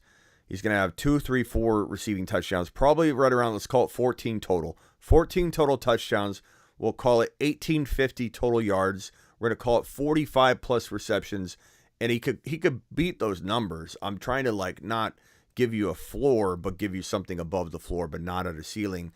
And to me, I feel like that's worth really overpaying. But do I want you to spend $90 out of $200 in an auction, or $50 out of $100? Are you doing $200 auction dollars? Yeah, it's usually $200. I mean, Bijan's going to go probably, I imagine, if the rest of the league is hot on him, over 50 to 60. I pay 50 to 60 with a smile, but do I call him out first? No. You want to make sure CMC goes. You want to see JJ go, Jamar Chase, let the baseline get set, and then he should fall in about $10, $15 under those guys. You never know. If you call him out first, he could go $80, and then JJ could go 77, and then it could trickle down, and he could be the highest paid guy. So you got to be very, very, very careful. The best rule of thumb in auction is to always wait to call out your guy. And when you're up to call a name out, you call out a player that's going to spend the most money that you don't want. So like in the case, I would want McCaffrey to go for, if I had the first overall pick in an auction, I would not be trying to get McCaffrey, but that would be my nomination because I want someone to drop a baseline. And I like JJ. I'd be bidding for JJ, but JJ I would throw out there. I probably wouldn't throw Chase out, but he'd go right out, and so I would have no control over that.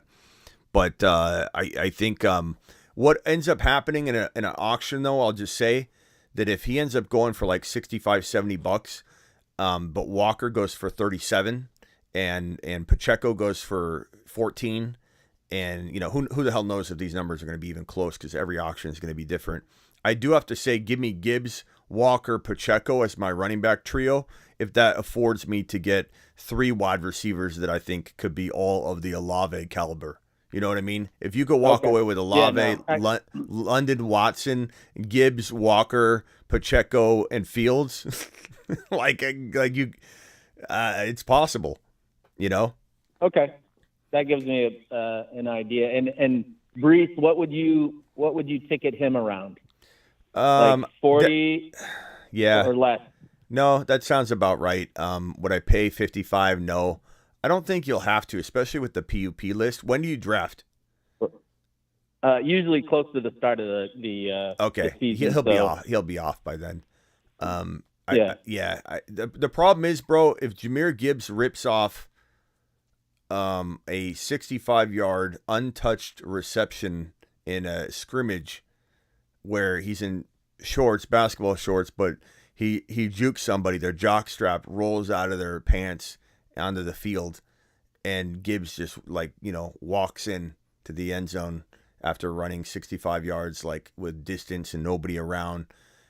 This guy's going to go at 24 overall, so there's so many things can happen. Breece Hall could rip off a 55-yard scrimmage touchdown, and I don't think Breece is going to be in there in the preseason, and if he did, it'd be like a carry or two just to get him, to cut once or something, but in the scrimmage, if Breece did something, that could vault his value. I think because Breece Hall, they're going to be very careful with him. You might not see him rip off one, whereas Gibbs you will, Bijan you will. If Bijan has 3 touchdowns in a scrimmage, or catches a 60-yard touchdown pass, does something very unusual too, then he's going to go number 3 overall in my Instagram post, which I posted on IG, and people are in an uproar in my comments. Not everybody, but a lot of people are. I put up this little number here.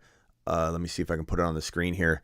So I have my top 3 picks in fantasy football. This is what it looks like. So I had JJ number 2, I had Jamar Chase number 1, and Bijan number 3. And people are just laughing at it right now. They're just, oh my God, Smitty's crazy. Have you not heard of Christian McCaffrey? Hey, did Christian McCaffrey pass away? It's so funny. Yeah. It's so funny though, because people will also come in and try and fantasy explain me. And it's look, I get if some people don't have McCaffrey as their running back, or they don't have Bijan as their running back 1. But the weird part for me, and like I said at the top of the show, is how does somebody have a hell-bent argument against it? If you disagree with it, I get it. But I don't have a hell-bent argument against McCaffrey being the running back 1. I don't. If you have him as the running back 1, you can even make good arguments for it. Hey, he's been that before. Okay, good. It's a good point. Hey, he's in a potent offense. Actually, very good point. Hey, look how he was used last year. Very good point. Those all are arguments that can make sense. The injury history, all that stuff I'm going to throw back at you. But it's so funny that people literally get hell-bent against somebody else's opinion when someone can come in here and I'll destroy every single counter point they have against Bijan being arguable as the running back 1. Not saying I'll convince them, not saying that their arguments aren't valid, but if they come in and say that's ridiculous, I will destroy the argument, that it's ridiculous. I won't necessarily convince them, but they have nothing on it. They have nothing on it. The only thing that somebody could say against Bijan being the number 1 running back is, it hasn't happened yet. He hasn't, it's the Falcons. Someone comes in and says it's the Falcons. We're Marsmen. We don't worry about the opinions of. Yeah. But the Falcons is the funniest one. I just, that's why I got a graphic ready to go when Bob comes in and says I just don't trust the Falcons. Oh, you don't trust the number 1 running team in the National Football League? Okay. or when people say, or Veda, when people say I'd rather have McCaffrey because he runs in an offense that's better for the running back to run the football. No, he doesn't. Christian McCaffrey is not in a better running attack. I have the graphic. I keep showing people over and over and over. The best rushing team in the National Football League is the one that ran the ball 2,700 yards. And if you look right down here, look where the San Francisco 49ers are. They're high, but they're at 2,360. How many times did the Falcons tote the rock? 559. How about the Niners? 504. How many yards per carry did the Falcons have? 4th in the NFL, 4.9. Niners 4.7. The only thing they had is more touchdowns, 20 versus 17, but Bijan wasn't on the roster. So it's going to be a fun season, bro. I can't wait for haters to keep flying in here going, well, CMC plays on the better rushing attack. He does not. I got you. What else? My second question is in best ball PPR. I get stuck around ETN and Harris sometimes, and in PPR I lean ETN over Harris there, but what's the concern with Tank Bigsby and a committee and losing goal line? What is Tank Bigsby like going to be a phantom as a rookie? Like he might not even play or be third or fourth on the depth chart. I don't know what's going on there in your opinion. Yeah, I hate to say it. I love ETN, and I'm going to continue to support him, but not in every league because, and that I don't mean that in a bad a bad sense at all. He's a very very very very very good player that is capable of being top 5 in the National Football League just by getting more receptions, But there is enough of a concern by the fact that this is a running back by committee mentality, coaching wise in Jacksonville. They drafted a running back that is very much one of the toughest runners in the draft class. Like Tank Bigsby is a monster between the tackles, and that presents a goal line threat to ETN immediately.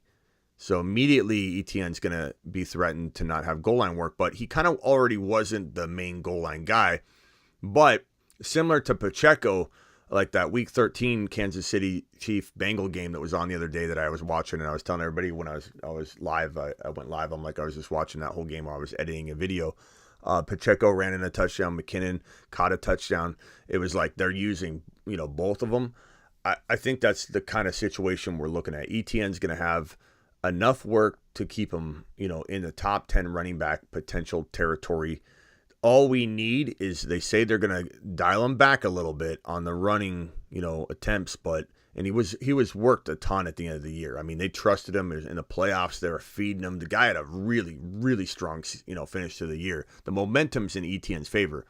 But if they dial back his running a little bit, and we haven't heard this, from the staff, but are they planning on giving him the reception totals he deserves? Because he would be a top 5 PPR back in the National Football League. He walked into his draft class. If you lumped him together with all the receivers, he was probably the 3rd or 4th best pass catcher in the entire draft. And no one knows that anymore. Everyone kind of forgot it. They don't really necessarily believe it. He is a great receiving back. And they didn't throw to him. Was it because he was a rookie, essentially? It was a second year last year, but he didn't play a single snap his rookie year with the foot injury. And honestly, it was really a reset year for everybody because Urban Meyer's whole offense was just a debacle in that situation. So T. Law came in this is T. Law's first year in the new offense. This was ETN's first year in the new offense. This was ETN's first year playing at all. And so there's pass protection concerns, for every young player protecting the franchise quarterback. If he's, picked up a lot of those things and the details that are involved in that to get him back on the field on third downs a little more, does he all of a sudden start catching passes? Because we know that they played together in college, Trevor Lawrence and ETN, they're college teammates. The rapport's there. We know T. Law knows how to get him the football. We just need to get ETN on the field more on third downs and in designed plays and be involved in, the passing down situations. Because if ETN can pull in 45 passes, we can dial back his running even more than, we initially hear they might do. He just needs 45, 50, I would say 50 receptions, 50 plus receptions to get a feel for what his PPR value can look like. And then it probably climbs and climbs and climbs. So my long-winded answer is this. If they don't throw the ball to him, we could be in trouble. Does that mean that I'm not willing to take that gamble? I am. In at least one league out of, let's say, 10, I'm drafting him. I want shares because he's so electric, and I believe that at the end of the day, they're going to get the ball in the playmaker's hands, and T-Law has a say in who gets the football, I believe, especially walking into year 2 when he's not so focused on learning an offense he doesn't know and picking everything up. He gets to probably say, get ETN in there. I want ETN in there. And, I'm comfortable with ETN. I know ETN. ETN's there for me. I got it. ETN's more recovered. He's focused. He's learning pass protection. I believe that in 1 out of 10 leagues, I want to own this guy. I just couldn't put all my eggs in one basket like I probably could with Gibbs. I could probably draft Gibbs in 10 out of 10 leagues, and I wouldn't give a crap at all. If it blew up, that's fine. So you think Harris? Harris looked so bad to me last year, but with him having the sole backfield, you think he's safer than ATN? Like if I'm doing best ball, maybe going 50-50 if I'm presented with those two in a situation. I'm comfortable with 50-50. Yeah. I wouldn't want you to, like, let's say you had Najee and ETN there. I wouldn't want you to take any one of them over the other more times. I would want 50-50. Okay. If you could throw Gibbs in there, I'd take Gibbs. You could throw a Walker in there, I'd throw a Walker. I think they're all very rotational, for me. Like I would feel more comfortable with Walker and Charbonnet than I would just ETN. I'd feel more comfortable with Walker and Charbonnet over Najee by a mile. Doesn't mean I don't like Najee in the fourth round, but you give me the two running backs. Walker's a guy I had in the top 5 running backs walking into the NFL draft. So this is not a knock on Najee. It's just more so they don't belong together. Well, Najee doesn't belong in the fourth round either, to be frank. Like he probably is a top of the third round guy, and you're getting a steal in the fourth round sometimes.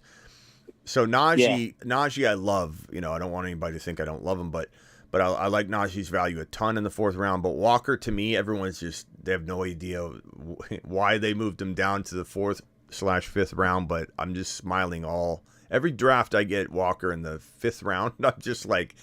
I'm calling up people. I'm like, hey Ma, I know you don't play fantasy, but I got Kenneth Walker in the 5th round. Like I just gotta tell somebody. Well, maybe we'll call my mom every time I land Kenneth Walker in the 5th round on the live stream. I gotcha. Last question.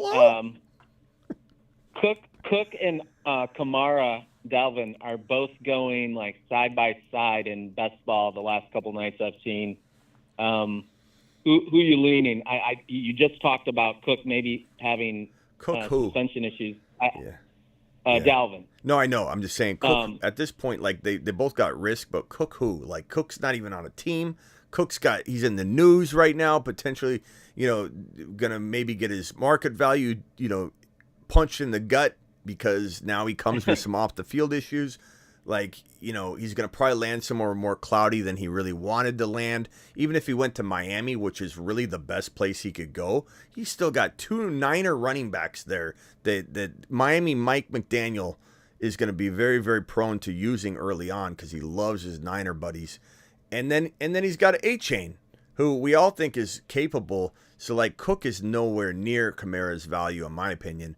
And you can kind of cuff Kendre Miller and Kamara together very easily. And Jamal's still a wild card there if you did cuff the two, but Kamara by a mile over Dalvin Cook. Unless Dalvin Cook lands as a lone starter somewhere where we're like, holy crap, like this maybe is different now. I don't know what his value is in Miami. You know what I mean? Like, is he worth more than standalone Alexander Madison in Minnesota if Dalvin Cook's in Miami? I think Madison's probably got more upside. So give me Kamara. Okay. But all right. But trust your gut. Yeah, trust your gut, Veda, because Kamara could drop off. Some say he did. I don't feel like he did. I've watched all the film. I watched just like everybody else, and I probably watch more film than everybody else. But I've watched every play. I feel like he was not focused. I feel like the team was, for whatever reason, not wanting to use him as much, and it was weird, that they didn't want the ball in his hands. But when he got it, he was fighting hard. He was trying to prove himself, and I felt like he looked elusive. I didn't feel like, oh God, this guy's lost a step. Now he's older. I don't expect him to play 17 games at a top 10 running back level necessarily, but especially in best ball, I love the 4, 5, 6, 7 games he could provide, especially in the best ball weeklies. That's good value. But I think the key part is that I don't know. I think Kendre Miller and Kamara with Derek Carr under center. I mean, we saw what Josh Jacobs did with Derek Carr under center in an offense where Derek Carr is throwing the ball down the field constantly. I feel like there's a lot of space and room to navigate and run for the RB in a Derek Carr offense. So I really do feel like between Kamara and Kendre Miller, you might have a really good sneaky running back too that you get to put in your flex spot. You know what I mean? Whereas Cook, how you gonna cuff Cook? Jamal again is a wild card, but I feel like cuffing Cook in Miami would be really hard because you wouldn't know what to do. It'd probably be A-Chain for me. I don't think I'd go near the Miami guys, even if they started off the year as the starters, like the co-starters or whatever the hell they do. I would probably say A-Chain and Dalvin Cook, and that could prove to be really good. Okay, that's good to know. Algier and Tank, who do you like more with standalone value, like, on my bench? No Bijan factoring in or anything like that. Probably Bigsby. Okay. Yeah, because I think they'll use him at the goal line. He's a big dude. He's aggressive. He's kind of reminds me of Pacheco, but he's actually got the size that Pacheco thinks he has. Like Pacheco thinks he's big, and Bigsby, is he's not the biggest guy in the world, but I mean he's a little tank. And he's so strong. He's definitely a threat to ETN in goal line work. I mean, I'm just being honest, but I still like ETN. I just can't draft ETN in every draft. I just can't, unfortunately. I still want him. He still got top 5 capability. Again, if they give him the PPR work, then guess what? Bigsby's an asset. Like if we can get ETN to become Alvin Kamara's workload, then Bigsby's the best thing that could ever happen to ETN. But if we're not guaranteed PPR work, then we can't afford to lose the running that we do have ETN getting, and that's the rub, But if you have faith that they eventually start saying we're going to throw the ball to ETN 55 times a season, then we don't care. There's so much running to divide up at that point that ETN doesn't need. There's no threat at all. But there are a lot of pass catchers there in Jacksonville. Maybe Trevor Lawrence can support it all, and maybe ETN's enough dinks and dunks to him that it doesn't really even get accounted for in terms of like, okay, you've got T-Law throwing X number of passes. How are you going to feed everybody? Well, maybe if the way they structure everything and they start dumping off and design plays, and if they keep ETN in the game more often when they are throwing to the RB or they decide to throw the RB, then I think it's potentially his volume could be set aside, kind of like I say the volume for Okonkwo is kind of like already carved out of the pie and taken out of the pie and handed to Okonkwo because there's so many design plays for him that then the rest of the pie gets divided up. So Hopkins didn't really affect Okonkwo because Okonkwo has his own little piece of the pie already reserved and set aside. I kind of feel the same way about where the Jaguars should emphasize ETN's, involvement. They should be giving him a guaranteed piece of that pie before they cut it up. But I don't know that they will. They didn't last year. The hope is they do. All right. Thank you, buddy. All right. Appreciate you, Veda. You can stay on or hang up if you want. Nick, you're live? Hello, Nick. What's up, Smitty? What's up? You're live. I got a couple questions about guys that are closely ranked and who you would take if you're on the clock. Okay. So, for example, like Swift or Pacheco. Swift or Pacheco. I've said this one a number of times, and I don't think anything changes for me. I will say I like Swift a lot, and I do want to own him in a certain amount of leagues. But Pacheco, especially if you can cuff McKinnon, and you should have no problem doing it. McKinnon goes so late, and you can see it coming from a mile away. When he's approaching, and you're getting close to him being on the clock.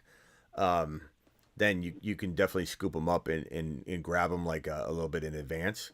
But Pacheco, to me, is light years ahead of Swift in terms of guaranteed production. Like, Swift is going to have to – we don't even know what his workload looks like. He could literally not get anything close to what we thought. Pacheco's the guaranteed first and second down starter on the Kansas City Chiefs. They're going to put him in the red zone constantly. Like, Pacheco feels like a guaranteed – 10 touchdown, total touchdown machine if he stays healthy on 17 games. I don't see how he doesn't score 10 touchdowns on the ground if he plays even 15 games. So Pacheco by a mile. And I love both.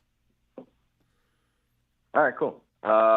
London, Watson, Ridley. London, Watson, Ridley. That is a tougher one.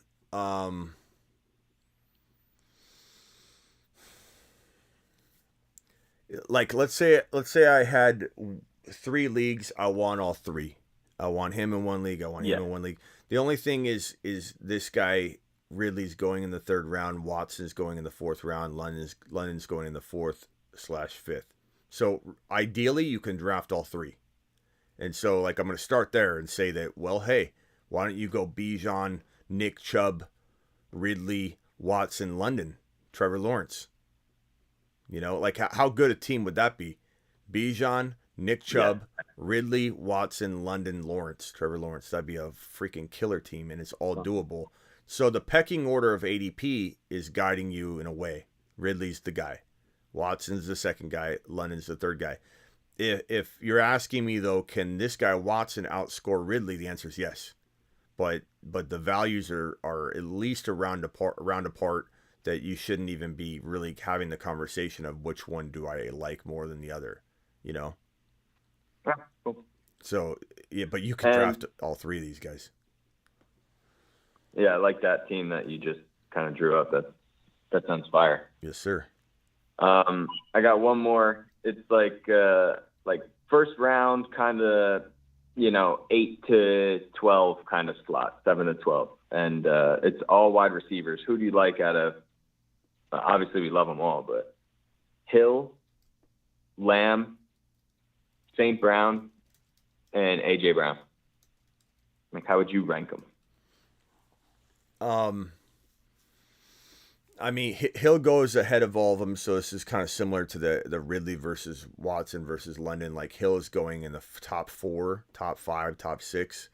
Lamb, St. Brown, and A.J. Brown are all at the turn. So, fair market value-wise, Hill by a mile, but does that mean I don't like to trade down to the St. Brown pick, or even the Garrett Wilson pick, or even the Christian Watson pick in round 4?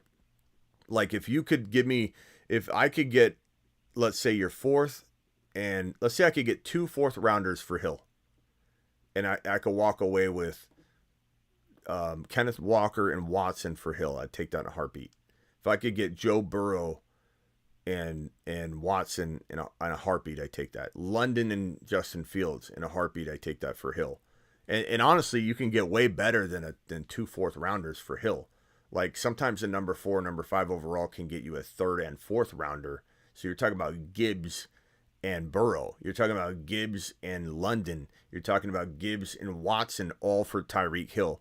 So if we're talking draft pick trading, I'm trading away that Hill pick without hesitation if Bijan's gone. But I'm Bijan by a mile over all these guys. So I'm not trading the pick at all if Bijan's there. And typically where Tyreek Hill is, Bijan's still available. So rarely will you ever be on the clock contemplating Tyreek Hill with Bijan off the board in a redraft. In a dynasty, might obviously different scenario. But are we talking redraft in this one?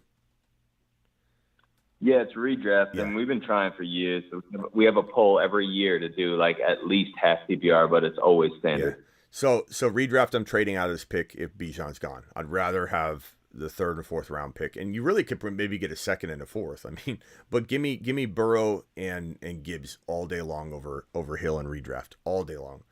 But he has the higher value and the good trade value. As far as, let me just rank these 3 because this is more of a realistic conversation because Hill's ahead of these guys. I would say give me St. Brown, give me Lamb, then give me A.J. Brown. And not by a significant margin. I mean, you're talking about like splitting hairs. But St. Brown, I think, as I have a video out to describe, is capable of leading the entire league behind maybe 1 or 2 guys. So 3rd or 4th in the National Football League, 2nd in the National Football League in touchdowns, total touchdowns by a wide receiver in 2023. I think St. Brown he could be 2nd, 3rd, or 4th in touchdowns. So that's why I really, really like. Kyle dropped it. Kyle, are you still here? I'm so sorry, bro. you dropped a super chat and I hadn't tossed it out yet. I got Nate dropping a super chat. I got Mantis dropping a super chat, and Nate, Daniel, Mantis. Hang tight. Let me hit these real quick. Mantis, are you still here, pal? Good Lord. I'm so sorry about that, bro. I don't know if that just came in or if that was sitting there for a second. Here we go. Alert. Super chat alert.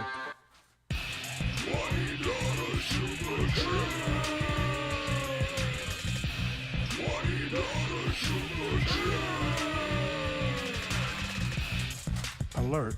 Super chat alert. Mantis, you still here, pal? Hopefully Mantis is still here. I didn't leave him hanging. Let's see if he's here. And then also Nate, you here. Took Chase number 1 overall in an underdog weekly winners slow draft. And I'm wondering, is it crazy to take Lamar and Fields at 24-25? I'm not high on Lamar, but for the weeklies, he does tend to have a couple monster weeks every year. I don't think I would take Lamar that high because Lamar, to me, I don't think Lamar, I'd rather have a different player rather than go double wide receiver, double quarterbacks in the weeklies. I know double quarterbacks can still work in the weeklies, similar to the thinking of doing it in a regular best ball where you get that optimal scoring. But I think in the weeklies, because Kyle's still here, Mantis is still here. Good. I'm sorry about that, guys. Thank you so much for the super chat, Mantis. I think I'd rather in the weeklies play on that. I want all my guys to fire on all cylinders, and I want my quarterback, if it's, let's say, Fields or Burrow or whoever, to just, the weeks he goes nuts, that's the week I want it all to come together. I don't know that in the weeklies I'm going to I'm not going to go the 2 QB route as much because I need as many firepower guys for 1 week at a time that I can get. Whereas in the season-long best ball, the optimal scoring that you get out of like a Lamar and Fields could literally have you scoring at the end of the year, which is what matters. Like 150 points, let's say 100 points more than just having Fields, or whatever. But in the weeklies, I don't know that I would do that. I think in the weeklies, I'd rather take Gibbs early or something like that versus grab Lamar and then have Fields. And Fields you can get later anyway. I think the 25-24 turn, you're reaching too high, bro. Burrow can fall to the 4th round. Fields falls to round 5. T-Law falls to round 6. I think you're reaching majorly and missing out on so much opportunity by forcing both of these guys at 24 and 25. I wouldn't go near either one of them, and I love Fields, but this is way, way too early. Don't do that. Especially don't double down on the weeklies with quarterbacks, in my opinion. But Mantis, call in if you want to discuss a little bit further. I could definitely do that. Dobbins or Gibbs. Nate, I'm going to send you on the biggest lap of your life. What are we doing here, Nate? What are we doing here, Nate? Don't you know that Gibbs absolutely annihilates J.K. Dobbins? What are we talking about here? Dobbins? No. Dobbins is a 5th or 6th rounder. Nate, I'm not going to send Nate on a lap because Nate super chatted, but I'm going to say Nate definitely, understand how much more highly ranked Gibbs is over Dobbins. So fair market value alone, the consensus data, and people are too low on Gibbs. Gibbs is like top of round 4 with grandmas in a very, very good league with a bunch of very astute people. You're going to see Gibbs easily in the 3rd round, mid-3rd round, and Dobbins is like a 5th or a 6th, or he's on the PUP now. Again, to be fair, so is Breece Hall, so you got to take it with a grain of salt, but at the same time, team just brought in another RB. There's definitely some concern, with what's going on there. And he's an injury-prone player, and so you got to be a little bit worried about JK over this type of evaluation. So, Nate, appreciate you dropping that fire. Kyle dropping a super chat, says, Dynasty got Bijan, Deshaun Watson, draft London, Walker, or DK. If you've got Bijan and Deshaun Watson in Dynasty, I'm probably drafting, good Lord, bro. I'd probably go, I don't know, whichever one on the suggested rank looks like they could fall, I'd try and kick that person down a little further. I imagine Walker's going to go later than London, so I'd probably go London, then Walker, and try and land both of them. But if I'm forced, I'd probably say, give me Walker. Maybe you still get London or Watson later. You get, another wide receiver potentially, but that's tough. London's got so much time left.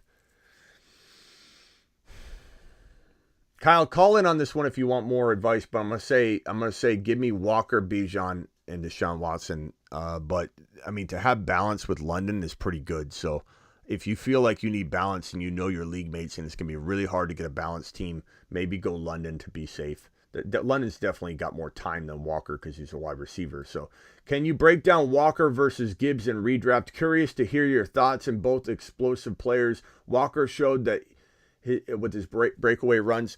Yeah, I would say in general, Daniel, I feel like Gibbs is just a home run, and the team is so behind him. There's no competition for touches or carries for him because he's playing an entirely different role than Monty. Monty is a rental anyway, so from a long-term perspective, Gibbs has essentially no competition. But even if you look at Monty's workload as a threat to Gibbs, which you shouldn't, because Gibbs is going to play wide receiver all over the field, you got to say to yourself, okay, Walker has Charbonnet.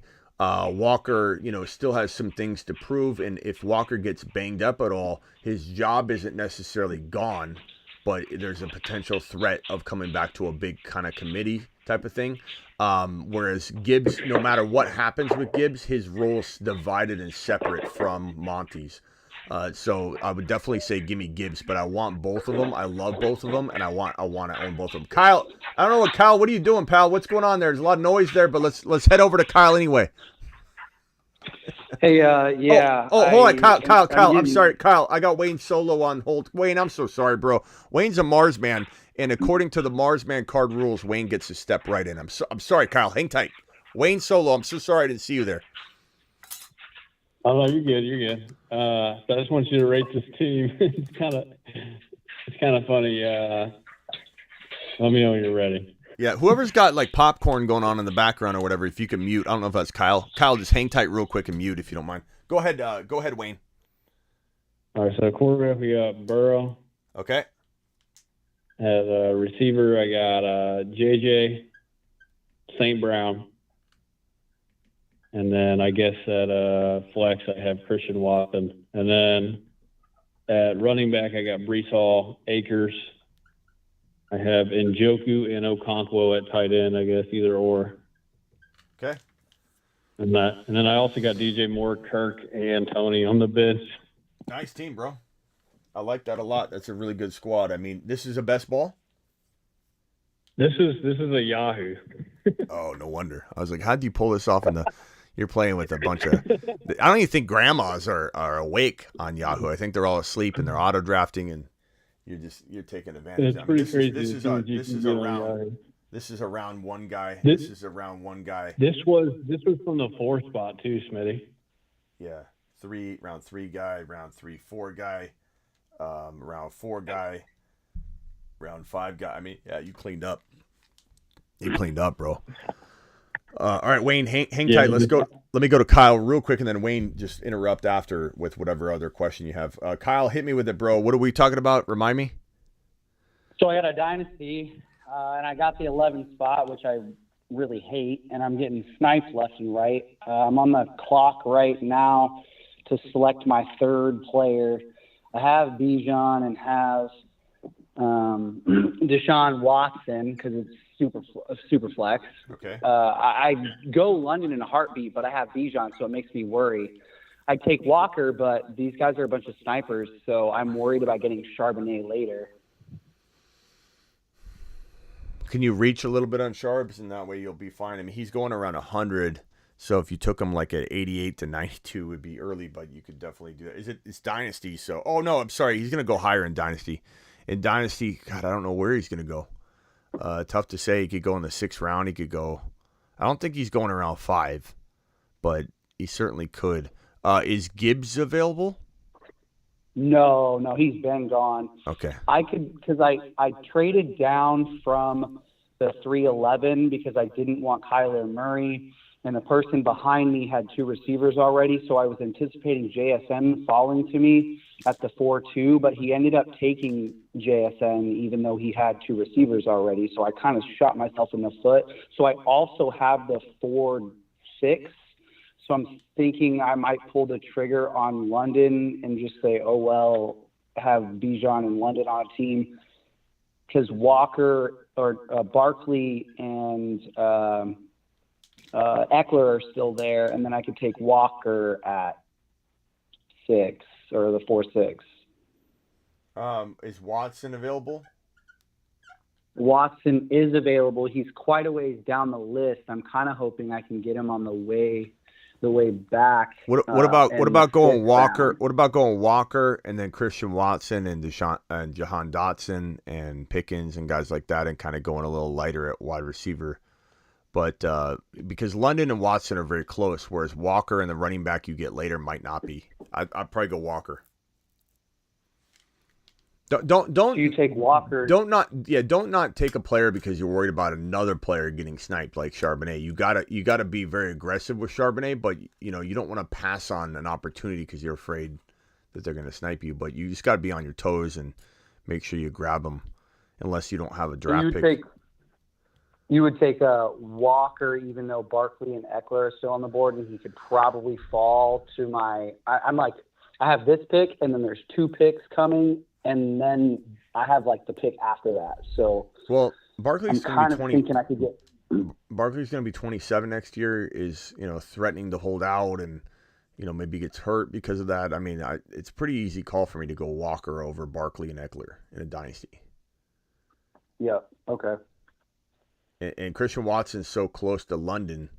I'd rather have Walker and Watson than London and who the heck knows who you're going to get at RB. I mean, London and Barkley's pretty good too, but you could argue Walker and Watson's still better. But man, okay. I would have loved to seen you get Gibbs. Part of me wonders if can you trade Watson for Gibbs in something, and take what quarterbacks are available right now? Nobody good. It's like Jared Goff is the top guy. God, that'd be who's got Aaron Rodgers? He's still on the board. Okay, so that's still a good quarterback to potentially grab. I mean, if he played 2 years. Yeah, I'm looking to hopefully get Pickett late. Am I the only one in here that would contemplate this? Tell me if the chat tell me if you agree with me. Would anybody ride the A-Rod train for 1 year? Like, let's just say you could trade Watson away right now for Gibbs and a pick that gets you A-Rod right now. Would anybody rather have this team in a Superflex Dynasty? Gibbs, Walker, and C. Watson, and then you get a Sam Howell here. Like, honestly, I would totally roll with that. I would totally roll if you could pull that off. I would do that. That's something I would do. I'm crazy, bro. I know a lot of people love Deshaun Watson and all that, but bro, I would take this in a heartbeat and run. I don't know if you're able to get Gibbs and a pick that gets you A-Rod, because Watson's got so much value in Superflex that I would try and take advantage of it, but that's me. Does anybody in the chat disagree with me? Does anybody think that they would do this too? Travis says he'd 100% take the A-Rod team. Sir Rupert says 100. He says, yeah, hell yeah. He says, any good place to Superflex mock draft? Cage. I mean, on Underdog, when Underdog does the Superflex, bro, I would look into this. I would look into doing this. Throw the you got worry about this, worry about that.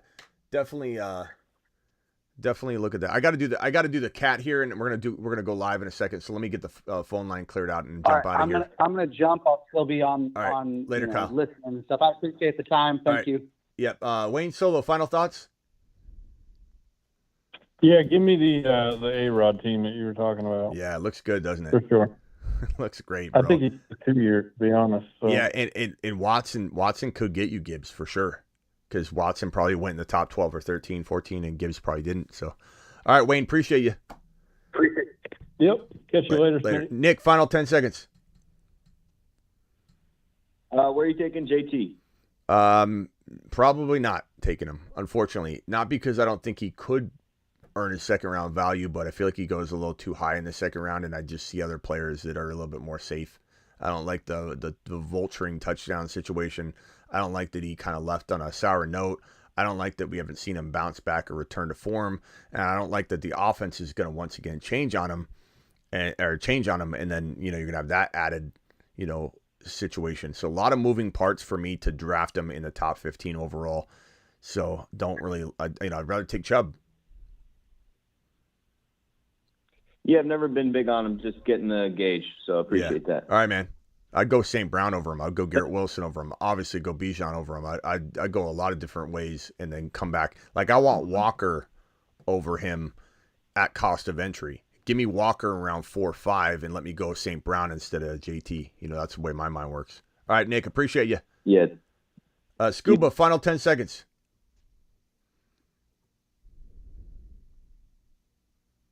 All right, Scuba must have left. Scared Scott, you got 25 seconds. Go. It's all right. I'll call back in later. I just finished doing a live draft in a $100 league, and it's pretty freaking stellar, I think. All right, Scott, call in tonight. Later, pal. I'll see you all tonight. We're drafting on Underdog Fantasy. Promo code Smitty. That link is pinned in the live chat. Underdog will match up to $100 on your first deposit. Use code Smitty, or better yet, use the link pinned in the live chat or in the description of this video and the description of every video, and that link will insert promo code Smitty for you. Thank you all for being here. Hit that thumb up button on your way out the door. Thank you for all the super chats that you guys dropped all show long. Let me just make sure I'm taking care of everybody. Mantis dropping that $20 holler. Mantis, I appreciate you, my guy. I'm sorry I made you wait a little bit when I didn't see that, but Mantis to the moon, dropping a 20 watt on screen. Nate, thank you for that $5 holler. Daniel, appreciate this. This Walker Gibbs breakdown was a fantastic question, by the way. Kyle, appreciate you. Sick Nasty, appreciate you. BDM, appreciate you. Thomas, appreciate you. Sick Nasty, again, dropping yet another one on screen earlier today. And then Overcome, dropping the first super chat, which gets a standing ovation. Thank you all for helping keep the lights on here at the Fantasy Football Show. Silver Rapture in the building. I see you, Silver. I see you, Space Ricky. I see you, Swaggy and Ghost and Golf and Marty Party, and even Okafor, and who else is in here? Travis Rowe, thank you for moderating and being such a boss. Cage is in the building. Matt O, Eric G, Matt O, appreciate you. That boy in the building. Eric Grubbs, Axe is in here. Wayne Solo, appreciate you. Swaggy, Garrett, Ghost, I've already said you guys, but thank you. Hot Prime, appreciate everybody. Minster, what's going on, my guy? AC, Robert Hunt, and Robbie Hunt, the Huntmeister. Overcome dropping a $5 hauler first and last. He says he wants to be. He wants to be. If you're not first, you're last, and if you're not last, you're not first. So Overcome dropping fire. See you all tonight when we draft live Underdog Fantasy promo code Smitty. Let's go. See you tonight. Let's draft Jahmyr Gibbs. If you haven't heard why Jahmyr Gibbs is going to be a top 5 running back, here you go. Here's the science behind it. But the continuum of the gigawatt component structure of Jahmyr Gibbs' workload divide has a megawatt offload that if you compartmentalize the component conjunction timekeeper and you flux capacitor out the continuum component megabolt, things just end up happening. And that's why Jahmyr Gibbs is a top 5 to 10 running back instead of top 6 to 10. Your boy Smitty is here to save the day. And on that note, we are out of here. See you all later. Captain, save an owner. That is my job. I'm here to save every owner the best way I can. This 7 p.m. time changes to 8 p.m. on August 1st. 8 p.m. Eastern. Let me put this on screen so everybody knows the new time that is the show is moving to. Let me go ahead and change that color real quickly and put that on screen so everybody and their mother knows what is up with the new show time. 8 p.m. Eastern, Monday through Friday. Learn about it. Appreciate you all. Thank you for being here. Thank you for the super chats. Drafting Underdog Weekly card, says Matt. Repeat that, please. DNP. I can't right now. I'm out of here. Cat's got to get done. The cat needs his injection later.